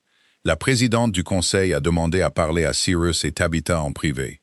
Nico construisait un mur avec des blocs peints. Moreau était allongé à côté de lui. Tabitha s'est arrangée pour que le médecin reste à proximité avant de suivre les autres dans la pièce voisine. Lady Sabine a posé 3 documents sur la table. Une vérification d'urgence avait été effectuée avant le premier contrat de Tabitha. Le palais avait vérifié ses références de guilde, les jugements criminels et les plaintes de sécurité royale. Sa nomination ultérieure a réutilisé cette autorisation. La décision civile scellée se trouvait sous le dossier de propriété des acteurs de la Lune brillante, dans une autre province. Aucune des recherches par nom ne l'avait trouvée. Un greffier du conseil ne l'a atteinte qu'en traçant les déductions sur les salaires de guilde de Tabitha. Lady Sabine a admis que la réutilisation de la première recherche avait été une erreur administrative. Le premier enregistrait une dette de 200 couronnes due par Tabitha aux anciens acteurs de la Lune brillante. Le second décrivait la destruction d'une tente de spectacle et d'équipements de valeur. Le troisième portait la décision d'un magistrat qui la qualifiait d'imprudente, de peu fiable et de responsable d'une panique publique. Cyrus a lu en silence. Tabitha a senti son choc. Elle avait toujours eu l'intention de lui dire. L'intention est devenue lâcheté lorsqu'elle a été retardée assez longtemps. Le dossier est incomplet, a-t-elle dit. Le ton de Lady Sabine est resté formel. Le conseil avait reçu les documents après avoir approuvé l'accès indépendant de Tabitha. La loi sur la sécurité royale exigeait un examen immédiat. Cyrus a levé les yeux. Qui a demandé la recherche? Lady Sabine a rapporté que 3 membres du conseil avaient signé la demande après la réception. Cyrus a posé des questions sur Lady Corinne. Sabine a secoué la tête. La réponse a éliminé un coupable facile. Tabitha a touché le bord usé de la décision du magistrat. La tente a pris feu. J'ai coupé les supports principaux pour créer une autre sortie. Lady Sabine a demandé pourquoi la décision ne mentionnait pas les invités piégés. Parce que le propriétaire a payé pour un meilleur compte-rendu que je ne pouvais le faire. Le regard de Cyrus est resté sur Tabitha. Pourquoi n'avez-vous pas fait appel? Un appel coûte plus que ce que je gagnais en un an. Il a semblé frappé, mais le dossier scellé existait toujours entre eux. Lady Sabine a expliqué la procédure requise. Un examinateur indépendant obtiendrait des déclarations de témoins. Jusqu'à la fin de l'examen, Tabitha ne pourrait pas rester seule avec Nico. Le visage de Cyrus s'est durci. Aucune preuve ne suggère qu'elle lui a fait du mal. La règle concerne les jugements non divulgués impliquant un danger public. Tabitha a attendu qu'il refuse. Il avait brûlé des emplois du temps. Il avait changé des contrats. Il avait appris que les règles pouvaient contenir de la peur au lieu de la sagesse. Pourtant, cette règle impliquait Nico. Cyrus s'est tourné vers elle. La restriction ne durera pas plus de 2 jours. Les mots étaient prudents. Ils ont quand même blessé. Tabitha s'est forcée à demander s'il était d'accord avec la restriction. Cyrus a répondu que le dossier devait être examiné. Ce n'était pas la question. L'écho de leur première nuit les a frappés tous les deux. Cyrus a respiré une fois. « Je ne crois pas que vous ayez mis ces gens en danger, mais vous me traiterez comme si j'avais pu mettre votre fils en danger. Seulement jusqu'à ce que les faits soient formellement établis. » Lady Sabine a détourné le regard, leur donnant l'intimité que la pièce permettait. Tabitha comprenait la peur de Cyrus. Cela a rendu la blessure pire, pas plus petite. Il avait choisi une procédure conçue pour protéger son enfant. Il l'avait aussi choisie avant de demander si elle pouvait supporter une autre présomption publique de culpabilité. « Mon poste permet à l'une ou l'autre des parties d'y mettre fin sans pénalité », lui a-t-elle rappelé. Cyrus s'est figé. « Ne décidez pas cela en colère. » Je ne suis pas en colère. Sa voix est restée stable, car les artistes apprennent à continuer de parler lorsque les scènes s'effondrent. J'ai une offre pour un festival d'hiver d'Alderwick. Il commence dans 3 jours. Je l'ai décliné hier. L'odeur du roi s'est aiguisée. Vous voulez l'accepter maintenant. Je veux un travail qui ne nécessite pas qu'un conseil décide si ma gentillesse était de la manipulation. Cyrus s'est approché, puis s'est arrêté. Tabitha. Elle voulait qu'il dise qu'il l'aimait. Elle voulait qu'il abandonne la prudence, la procédure et chaque peur raisonnable. Ce désir n'était pas juste. Pas plus que de lui demander d'attendre tranquillement devant la porte de Nico pendant que des fonctionnaires décidaient si son passé la rendait dangereuse. « Je vais lui dire au revoir », a-t-elle dit à Cyrus. « Je ne vais pas disparaître. » Son expression contenait la force d'un ordre qu'il refusait d'utiliser. « Et nous » a-t-il demandé. Le cœur de Tabitha a répondu avant sa fierté. « Je pensais ce que je vous ai donné », a-t-elle dit. « Mais je ne peux pas construire un foyer où l'appartenance peut être suspendue. » Elle a quitté la pièce avant qu'il ne puisse offrir une promesse faite sous pression. Nico a immédiatement senti le changement. Il a abandonné le mur de bloc et s'est approché d'elle. Tabitha s'est abaissée sur le tapis. Elle a expliqué qu'elle se produirait à Alderwick pendant un certain temps. Elle lui a dit où se trouvait la ville, combien de temps la route prenait, et que partir n'était pas la même chose que disparaître. Nico est monté dans le costume de dragon. La gorge de Tabitha s'est serrée. « Le dragon appartient ici », lui a-t-elle dit. « Il a des devoirs royaux. » Le louveteau a poussé son nez à travers la couture familière. Tabitha a posé une main sur le tissu. « Je t'aime. Je pars quand même. » Nico a gémi. Cyrus se tenait dans l'embrasure de la porte, pâle sous son contrôle. Tabitha ne lui a pas demandé de résoudre le moment. Elle n'a pas non plus utilisé la détresse de Nico comme une raison de renoncer à sa limite. Après plusieurs minutes, le louveteau est sorti. Il a porté le ruban vert de son cou et l'a placé dans sa paume. Tabitha a fermé ses doigts autour. « Je le ramènerai », a-t-elle promis. Nico a regardé pendant qu'elle faisait ses bagages. Son aide a consisté à placer la balle en tissu, 3 boutons de costume, un des gants de Cyrus et une cuillère de cuisine volée dans sa valise. Tabitha a rendu le gant. Cyrus l'a tenu sans baisser les yeux. « La cuillère peut rester », a-t-il dit. Un règlement généreux. Sa bouche a bougé, mais aucun sourire n'est venu. Tabitha a quitté le palais le lendemain matin. La fonte des neiges goûtait des toits. L'air sentait la pierre mouillée et la terre précoce. Elle portait sa valise de costume dans une main. Le ruban vert restait noué autour de son poignet. Cyrus regardait depuis la porte avec Nico à ses côtés. Il ne lui a pas ordonné de revenir. Ce choix lui a brisé le cœur avec un respect presque insupportable. Le palais est redevenu silencieux. Ce n'était pas l'ancien silence. L'ancien silence avait semblé protégé, poli et délibéré. Ce silence avait des pièces manquantes. Personne n'accusait les rideaux de trahison. Aucun dragon ne bloquait le couloir est. Le conseil recevait des rapports complets, sans bloc de bois roulant sous la porte. Maître Val a découvert que l'efficacité pouvait être déprimante. Cyrus l'a découvert avant midi. Nico est retourné à la nursery après le départ de Tabitha. Il a rampé à l'intérieur du costume de dragon et y est resté pendant le petit déjeuner. Cyrus a pris sa place à côté de lui. Il n'a apporté aucun emploi du temps. Elle t'a dit où elle est allée, a-t-il dit. Le costume n'a pas bougé. Elle t'a aussi dit qu'elle t'aimait. Un faible gémissement est sorti du tissu. Cyrus comprenait trop bien le son. Il voulait envoyer des gardes à Alderwick. Il voulait dégager chaque route, préparer chaque chambre et ramener Tabitha avant le soir. Morrow reposait à côté de l'âtre. Le loup lui a envoyé un sentiment de désapprobation brutale. Cyrus l'a regardé. Je n'ai rien demandé. Morrow a bâillé. Le message du loup est resté simple. La ramener ne la ferait pas rester. Cyrus le savait. Il n'aimait pas le savoir. Le médecin est arrivé pour examiner Nico et a trouvé le roi et le louveteau dans les mêmes positions. Il a suggéré de la nourriture, de la patience et des jeux familiers. Cyrus pouvait fournir les 2 premiers. Le 3e ressemblait à une menace personnelle. Il a ouvert l'armoire à accessoires de Tabitha. À l'intérieur se trouvait le 2e costume de son ancienne troupe. Il représentait un chevalier doré, avec des épaules rembourrées et un casque en forme de marmite renversée. Cyrus l'a tenu à bout de bras. Morrow a levé la tête. « Non », a prévenu le roi. La queue du loup a frappé le sol une fois. Cyrus a enfilé le costume. Les épaules rembourrées étaient trop étroites. L'armure peinte se terminait au-dessus de ses poignets. Une ceinture en tissu refusait de se fermer. Alors il l'a nouée avec un ruban de la nurserie. Le casque couvrait ses yeux.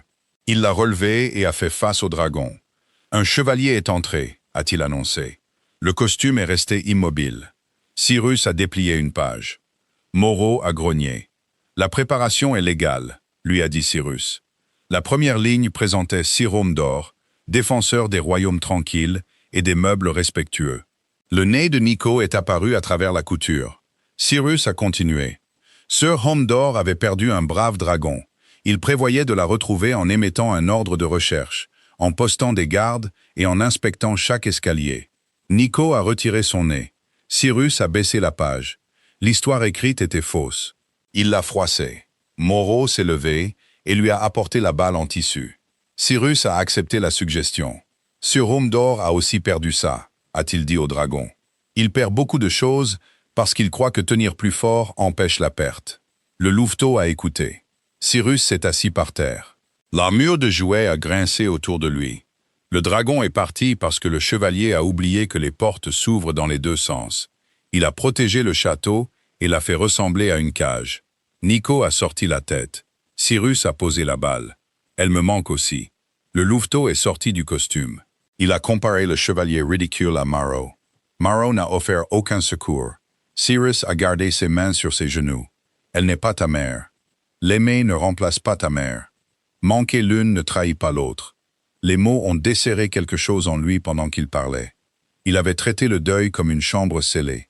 Aucune nouvelle joie ne pouvait entrer sans déranger ce qui restait.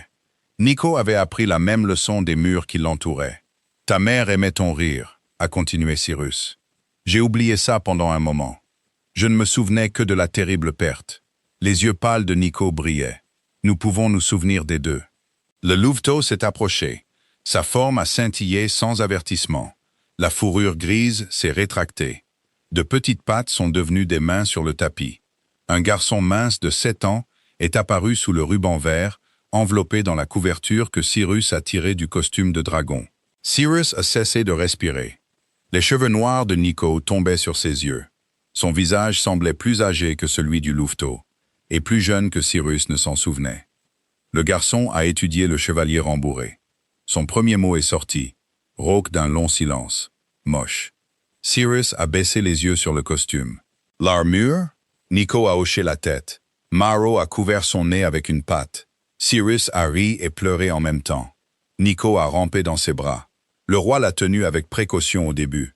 Puis le garçon a agrippé son manteau et la prudence a cédé la place au besoin. « Père », a murmuré Nico. Cyrus a pressé son visage dans les cheveux de son fils. La pièce sentait la laine, la vieille peinture et le sel des larmes. Dehors, des ouvriers traversaient la cour, des portes s'ouvraient, et le royaume continuait, sans savoir que son roi venait d'être pardonné par un garçon insultant son costume. Maître Vale les a trouvés plus tard. Le secrétaire a regardé le visage humain de Nico et s'est assis sans y être invité. Moreau lui a apporté la balle en tissu. Maître Vale l'a tenu contre sa poitrine pendant plusieurs minutes. Cyrus n'a pas voyagé à Alderwick ce jour-là. Il le voulait. Au lieu de cela, il est resté avec Nico parce que ce nouveau départ appartenait au garçon. Ils ont soupé sur le sol de la nursery. Nico n'a prononcé que 7 mots de plus. 3 concernaient la nourriture, 2 concernaient le costume de chevalier.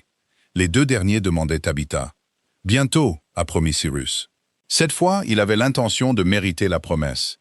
Au moment où Tabitha avait joué l'histoire de la lanterne perdue 4 fois à Alderwick, le dégel avait transformé les routes en boue sombre. Nico demandait d'elle à chaque petit déjeuner. Cyrus lui donnait la même réponse honnête. L'examen était toujours en cours. L'examinateur indépendant travaillait avec une vitesse inhabituelle et une autorité complète. Cyrus a fourni des ressources, puis s'est retiré de la décision. Lady Sabine a supervisé l'examen. Des messagers ont atteint la ville où les acteurs de la Lune brillante avaient enregistré l'ancien jugement. Le grand livre principal soutenait le propriétaire de la troupe. Un dossier de propriété secondaire ne le faisait pas. 17 témoignages avaient été stockés sous des devis de réparation pour la tente brûlée. Chacun décrivait le même événement. L'incendie a commencé près d'un chauffage à huile dangereux. Le propriétaire de la troupe a ordonné que le spectacle continue car des centaines d'invités avaient déjà payé. Lorsque la fumée a rempli la tente, la sortie principale s'est bloquée sous la foule. Tabitha a coupé 2 cordes de soutien et a abattu un mur de toile. La neige fraîche a étouffé une partie du feu. Le côté ouvert a permis à tout le monde de s'échapper. Le propriétaire a plus tard affirmé que le chauffage avait été correctement entretenu. Il a listé la tente endommagée, les costumes, les bancs et les réservations perdues comme la dette personnelle de Tabitha. L'ancien magistrat a accepté ce compte-rendu sans appeler de témoins. Il avait également reçu des spectacles gratuits de la troupe pendant les 4 années suivantes. Le livre de réservation de la troupe portait le sceau de sa maison à côté de chaque spectacle. Lady Sabine a lu les conclusions complètes dans le bureau de Cyrus. Nico était assis à côté de son père sous forme humaine, enveloppé dans une robe bleu foncé. Il avait choisi cette forme pour le petit déjeuner et l'avait gardée toute la matinée. Maître Vale se tenait près de la fenêtre. Morrow occupait le tapis. Cyrus a fermé le dernier témoignage. La dette est nulle. Lady Sabine l'a corrigé. Un juge de circuit indépendant l'annulerait formellement à midi. Le roi a accepté la correction. Il a demandé quelles sanctions s'appliquaient au propriétaire de la troupe et à l'ancien magistrat. Sabine a énuméré la fausse comptabilité, la suppression de témoignages et l'abus de fonction publique. Aucune ne nécessitait une intervention royale.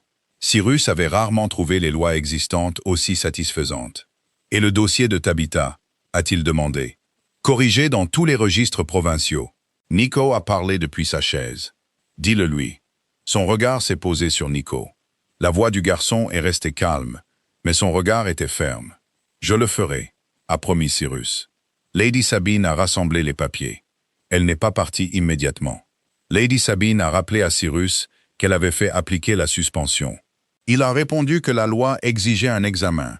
Sabine a distingué l'examen de la discussion sur l'odeur d'une oméga en séance publique. Le visage de Sabine s'est crispé de regret. J'ai permis à un vieux préjugé de porter des vêtements procéduraux. Cyrus comprenait trop bien la description. Ils ont convenu que la correction publique nommerait l'erreur, sans la cacher sous un langage administratif. Nico a écouté. Moreau a volé le rapport de l'ancien magistrat et l'a porté à l'âtre. Cyrus l'a retiré avant que le loup ne puisse détruire des preuves officielles. « Il doit être préservé », a-t-il expliqué. Moreau a semblé déçu par la loi. La décision corrigée est arrivée le lendemain à midi. Cyrus a envoyé une copie à Tabitha sans demande personnelle jointe. La lettre expliquait que la dette avait été annulée par un jugement indépendant. Elle incluait les témoignages et les excuses formelles du conseil. À la fin, Cyrus a ajouté une ligne de sa propre main. « Vous nous deviez la vérité, mais nous vous devions l'équité avant de l'exiger. » Il ne lui a pas demandé de revenir. Puis, il s'est préparé à aller à Alderwick. Nico a insisté pour se joindre à lui. Le garçon a choisi la forme de loup pour le voyage. Il est monté dans le costume de dragon dès que les serviteurs l'ont porté vers la porte. Cyrus l'a découvert lorsque le costume a grogné contre un garde. « Tu ne peux pas voyager là-dedans. » Nico s'est retiré plus profondément. Moreau s'est assis à côté du costume. Cyrus a regardé les deux loups. « Je suis toujours roi. » Moreau lui a envoyé l'impression distincte que cette affirmation n'avait pas amélioré son argument. Le dragon a voyagé dans le carrosse royal. Cyrus était assis en face pendant tout le trajet. Chaque fois que la route tournait, une patte grise sortait pour se caler contre le siège. Maître Val était assis à côté du cocher et prétendait que l'arrangement relevait de la politique de transport. Le festival d'hiver d'Alderwick occupait la place du marché et 3 rues environnantes. Des tissus colorés pendaient entre les bâtiments. Des braseros réchauffaient les coins, et l'air sentait le pain, la résine de pain, les baies chaudes et la laine humide. Tabitha avait reçu une décision ce matin-là. Elle l'a lue seule dans une pièce étroite au-dessus de l'entrepôt du festival. Les pages corrigées ont fait trembler ses mains. La dette l'avait suivie pendant 3 ans. Chaque pièce qu'elle économisait appartenait en partie à un homme qui l'avait blâmé pour avoir sauvé des vies. Maintenant, l'obligation avait disparu. Le soulagement est venu en premier. La colère a suivi. Puis elle a atteint la ligne manuscrite de Cyrus. Il n'avait pas offert d'argent. Il n'avait pas exigé de gratitude. Il n'avait pas demandé au juge un résultat spécial. Il avait donné à la vérité une route juste et s'en était écarté.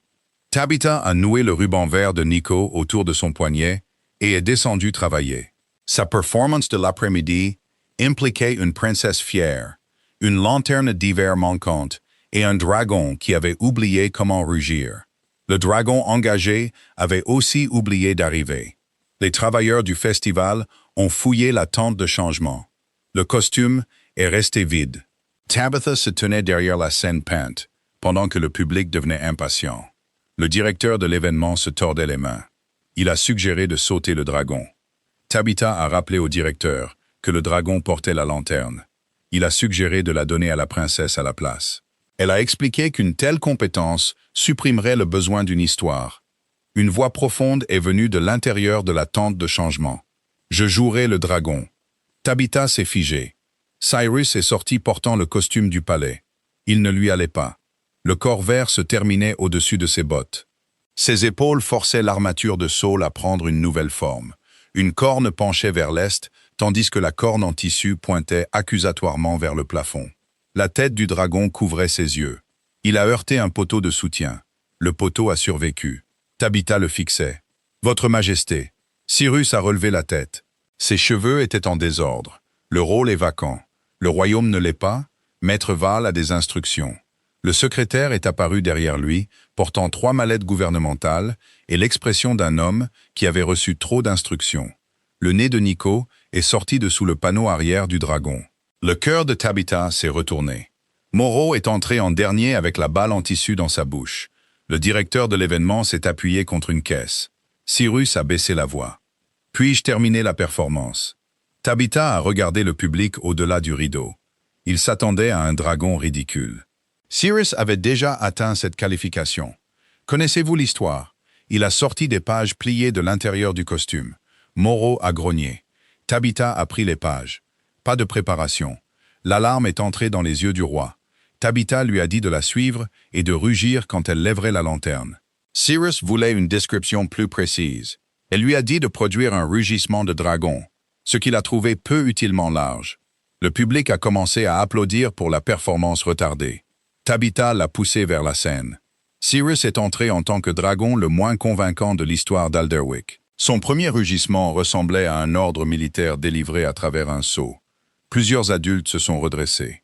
Tabitha, jouant la princesse, a informé le dragon qu'il avait fait fuir l'hiver avec une mauvaise technique. Cyrus a tenté un autre rugissement. Nico s'est joint de l'intérieur du costume. Le petit hurlement du louveteau est sorti sous l'effort du roi. Moreau a répondu de derrière le rideau. Le public a ri. Cyrus s'est tourné trop vite.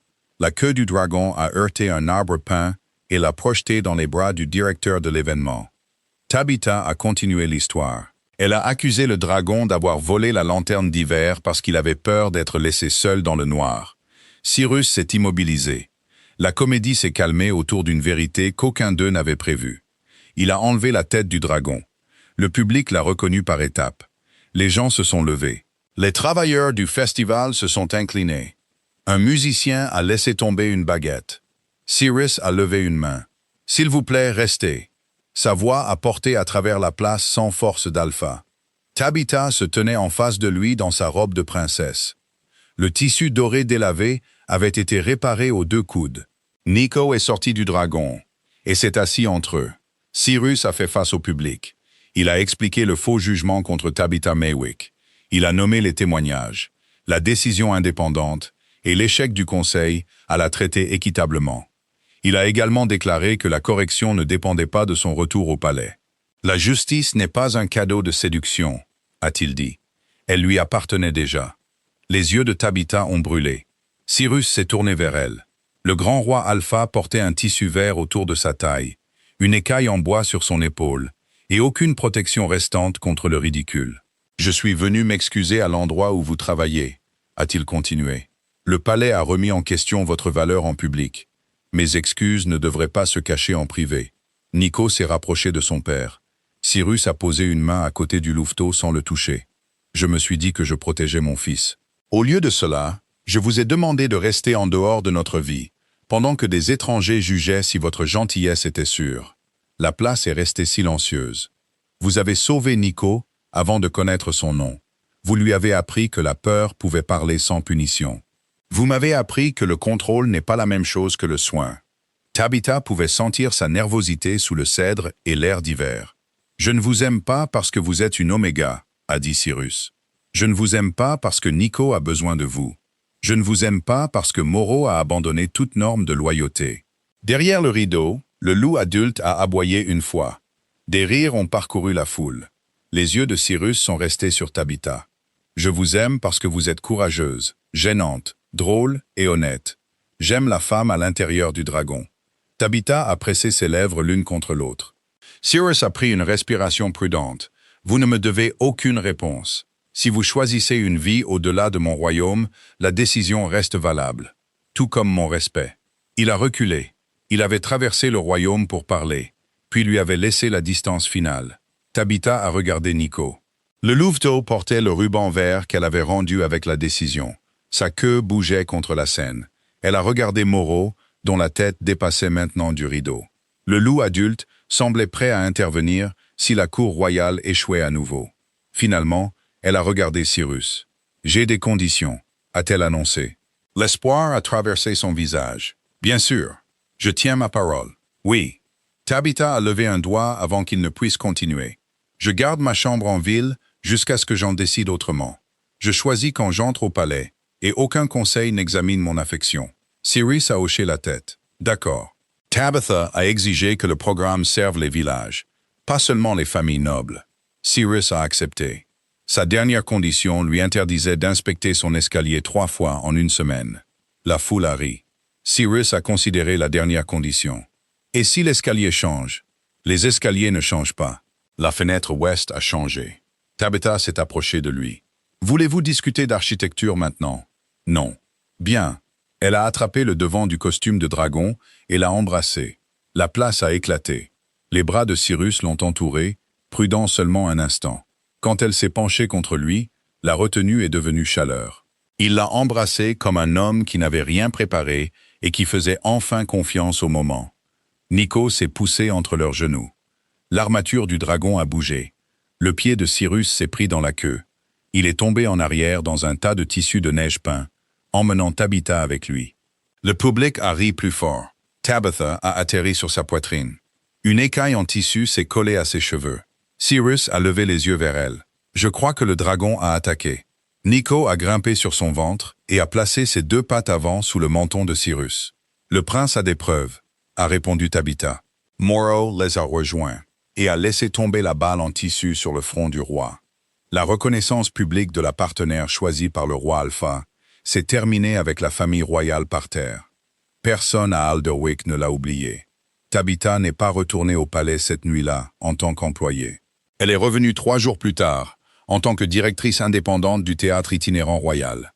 Son accord contenait une autorité claire, des salaires équitables, un accès au village et aucune clause concernant les lettres privées. Maître Val l'a présenté en 4 pages. Tabitha a haussé un sourcil. 2 pages concernent les sorties de secours, a-t-il expliqué. Elle a signé. Sa relation avec Cyrus a évolué plus lentement que la cour ne le préférait. Il a commencé à visiter sa chambre en ville sans inspecter les escaliers.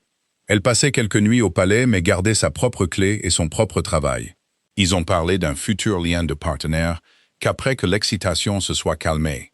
Cyrus n'a fait aucune réclamation par instinct ou par rang. Tabitha a promis une réponse lorsque le choix lui semblerait être le sien en plein jour. Pas de la gratitude après un sauvetage. Il a accepté cela. Moreau non. Le loup a commencé à apporter des rubans de cérémonie dans sa chambre. Tabitha a retourné chacun avec une note indiquant que les loups ne pouvaient pas programmer les décisions d'accouplement. Moreau a livré les notes à Cyrus avec une profonde offense personnelle. La première fois que Tabitha a choisi de passer la nuit, aucune tempête ne l'a piégée. Aucun couloir n'était bloqué. Aucun contrat n'exigeait sa présence. Le temps était clair, et sa chambre en ville attendait avec un lit propre. C'est pourquoi le choix importait. Elle avait passé la soirée à aider Nico à répéter 3 lignes pour un petit souper familial. Le garçon en a réussi 2 sous forme humaine, a oublié la 3e et s'est transformé en louveteau sous la table. Cyrus a déclaré la répétition réussie. Tabitha a rappelé à Cyrus que la dernière ligne de Nico avait de l'importance. Le roi a soutenu que son fils l'avait exprimé physiquement. Rouler sur les bottes royales avait apparemment rendu le sens clair. Nico est resté sur les bottes jusqu'à la fin du souper. Après que les serviteurs aient débarrassé la vaisselle, Tabitha a porté le costume de dragon délavé dans la nursery. Nico a rampé à l'intérieur et s'est installé rapidement. Cyrus se tenait près de l'âtre, la regardant plier la queue. « Retournerez-vous en ville ce soir » a-t-il demandé. Il a gardé la question neutre. Son odeur non. Tabitha a regardé à travers la porte ouverte de la nursery vers les chambres royales calmes. Elle avait dormi au palais de nombreuses fois en tant qu'employée. Elle était restée pendant une tempête parce que partir était impossible. Elle n'était jamais restée simplement parce qu'elle voulait se réveiller près de lui. « J'aimerais rester » a-t-elle dit. L'espoir a adouci tout le visage de Cyrus. Il a traversé la pièce, puis s'est arrêté à portée de main. « Êtes-vous certaine ?»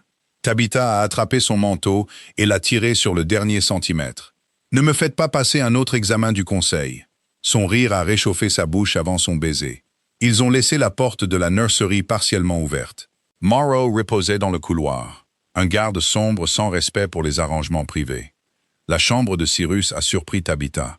Elle était grande, mais presque nue, meublée d'un lit, d'une table d'écriture et d'une armoire sévère. La pièce ressemblait à un endroit où le sommeil soumettait une demande formelle. Elle s'est retournée lentement. « Où sont vos affaires ?» Cyrus a confirmé que les rares objets étaient tout ce qu'il possédait. Elle a souligné qu'il possédait un royaume. Il a répondu qu'il ne le gardait pas dans sa chambre. Tabitha a ouvert l'armoire et a trouvé 8 manteaux noirs rangés par formalité. Tabitha s'est opposée à l'absence de couleur. Cyrus a défendu le noir comme une couleur. Elle l'a appelé ce que les autres couleurs devenaient quand il les effrayait. Cyrus a fermé l'armoire. Sa dignité a duré jusqu'à ce que Tabitha trouve le tiroir contenant des notes soigneusement pliées de Nico. La plupart portaient des marques de pâte peinte.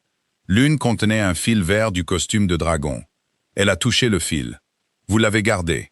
Cyrus se tenait derrière elle. Je garde ce qui compte. Son humour s'est estompé en tendresse. Quand il l'a embrassée à nouveau, aucun des deux ne s'est pressé. Il a retiré ses épingles une par une, les posant en sécurité sur la table. Ses cheveux sont tombés sur ses épaules. Tabitha a desserré son col formel et a découvert qu'un roi alpha pouvait avoir l'air incertain en se tenant dans sa propre chambre. Elle a guidé sa main vers sa taille. Ils ont parlé quand quelque chose a changé. Ils se sont arrêtés quand des rires les ont interrompus. Cyrus a accroché une manche à un montant de lit et Tabitha a dû le libérer pendant qu'il blâmait les meubles. Leur proximité est restée chaleureuse plutôt qu'urgente. Elle contenait des baisers, une peau nue sous le lin et la découverte silencieuse de la façon dont la force pouvait toucher avec soin. Rien n'a été revendiqué, rien n'avait besoin d'être prouvé. Plus tard, Tabitha reposait contre Cyrus sous les couvertures. Son rythme cardiaque ralentissait sous sa joue. Tabitha a murmuré qu'elle s'attendait à plus de confort d'un lit royal. Cyrus a défendu son soutien spinal. Elle a décidé qu'il semblait mieux adapté à la confession. Cyrus a déplacé un bras sous sa tête. Mieux, légèrement. Il a embrassé ses cheveux. Tabitha a écouté le feu et le doux vent d'hiver au-delà des volets. Pendant des années, demain avait signifié faire ses bagages, un travail non rémunéré ou un autre rôle. Ce soir, cela signifiait se réveiller à côté de quelqu'un qui connaissait son vrai nom. Un grattement est venu de la porte. Cyrus a soupiré. Moro l'a poussé avec son nez. Nico a marché sous la poitrine du loup adulte, portant la balle en tissu. « Non », a dit Cyrus aux deux loups. Nico a laissé tomber la balle à côté du lit. Moro s'est allongé en travers de la porte. Tabitha a soulevé la couverture. Il a peut-être peur. Cyrus a étudié le louveteau. Les oreilles de Nico étaient dressées. Sa queue bougeait avec une innocence calculée. Il n'a pas peur. Le louveteau a posé une patte sur le matelas. 5 minutes plus tard, Nico dormait entre eux avec ses pattes arrière contre les côtes de Cyrus. Moro occupait le tapis et ronflait assez fort pour défier la cheminée. Tabitha est restée éveillée, essayant de ne pas rire. « C'est votre première nuit choisie ici », a murmuré Cyrus. « J'avais imaginé une autre fin. Nous sommes ensemble. » Nico s'est étiré et lui a donné un coup de pied. Cyrus a attrapé la petite patte. Techniquement. Le matin a trouvé Tabitha sous la plupart de la couverture, Nico sous tous ses cheveux, et Cyrus pressé contre le bord du lit. Un roi alpha qui régnait sur 7 territoires avait été vaincu par un louveteau endormi. Tabitha a tendu la main par-dessus Nico et a touché l'épaule de Cyrus. « Vous pouvez le déplacer. » Cyrus craignait que Nico ne se réveille. Tabitha considérait le réveil comme un fait ordinaire de l'enfance. Cyrus refusait de déranger cet enfant particulier. Elle a souri dans l'oreiller. L'homme qui programmait autrefois le calme de son fils refusait maintenant de perturber un matin ordinaire. Quand Nico a finalement ouvert les yeux, il s'est transformé en humain sous la couverture et a découvert les 2 adultes qui le regardaient. Il a jugé l'arrangement bondé. Cyrus a fixé son fils. Tabitha a ri jusqu'à ce que le matelas tremble. Nico a grimpé par-dessus son père et est allé chercher le petit déjeuner. Moro a suivi après avoir pris la couverture la plus chaude. Cyrus est resté sur le dos. Ma maison n'a aucune loyauté. Tabitha a posé son menton sur sa poitrine. Votre maison vous aime.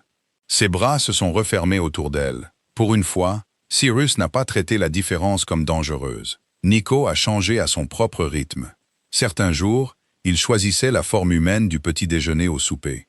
D'autres jours, il restait un louveteau et dormait à l'intérieur du costume de dragon. Personne ne comptait l'un ou l'autre choix comme un échec. Il a commencé à parler en phrases courtes. Son mot préféré restait moche, surtout quand Cyrus se produisait. Le roi s'est amélioré quand même. Des mois plus tard, le théâtre itinérant royal a ouvert son premier programme au palais. Des artistes de petite meute ont reçu des contrats équitables.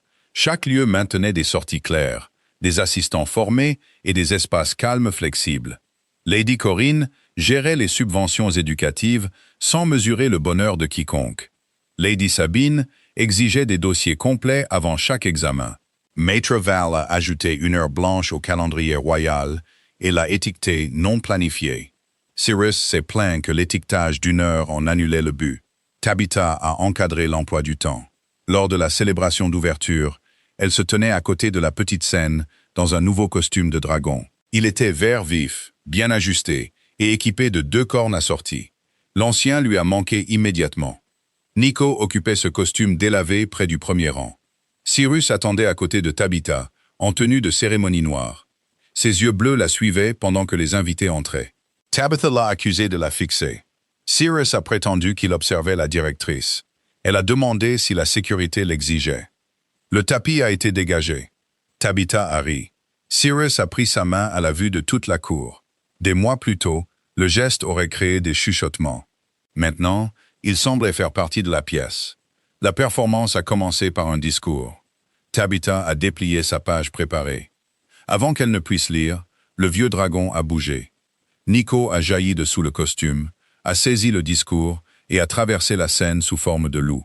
Moro a suivi et a volé la couronne de Cyrus d'un coussin. Le public s'est retourné. Maître Val s'est lancé à leur poursuite, s'est souvenu de sa dignité et a assigné 2 gardes pour récupérer la propriété de l'État. Les gardes ont échoué. Tabitha a regardé les loups disparaître derrière le rideau. Devrions-nous les arrêter? Cyrus a regardé sa couronne volée, son discours manquant et toute la cour attendant un ordre royal. Puis il s'est penché et l'a embrassé. C'était chaleureux, sans hâte et public. Non, a-t-il décidé. L'emploi du temps le permet. Derrière le rideau, Nico a ri. Le son n'était plus assez rare pour être compté. C'est ainsi que Tabitha a su qu'elle avait trouvé son lendemain. Merci d'avoir écouté cette histoire romantique. J'espère que cette histoire vous a apporté un peu de rire, de chaleur et un moment de paix dans un monde qui peut parfois sembler lourd. C'est pour cela que je crée ces histoires, pour apporter un peu de joie et de réconfort. Si ce conte vous a plu, n'hésitez pas à aimer, vous abonner et partager pour répandre plus de bonheur. On se retrouve dans la prochaine histoire.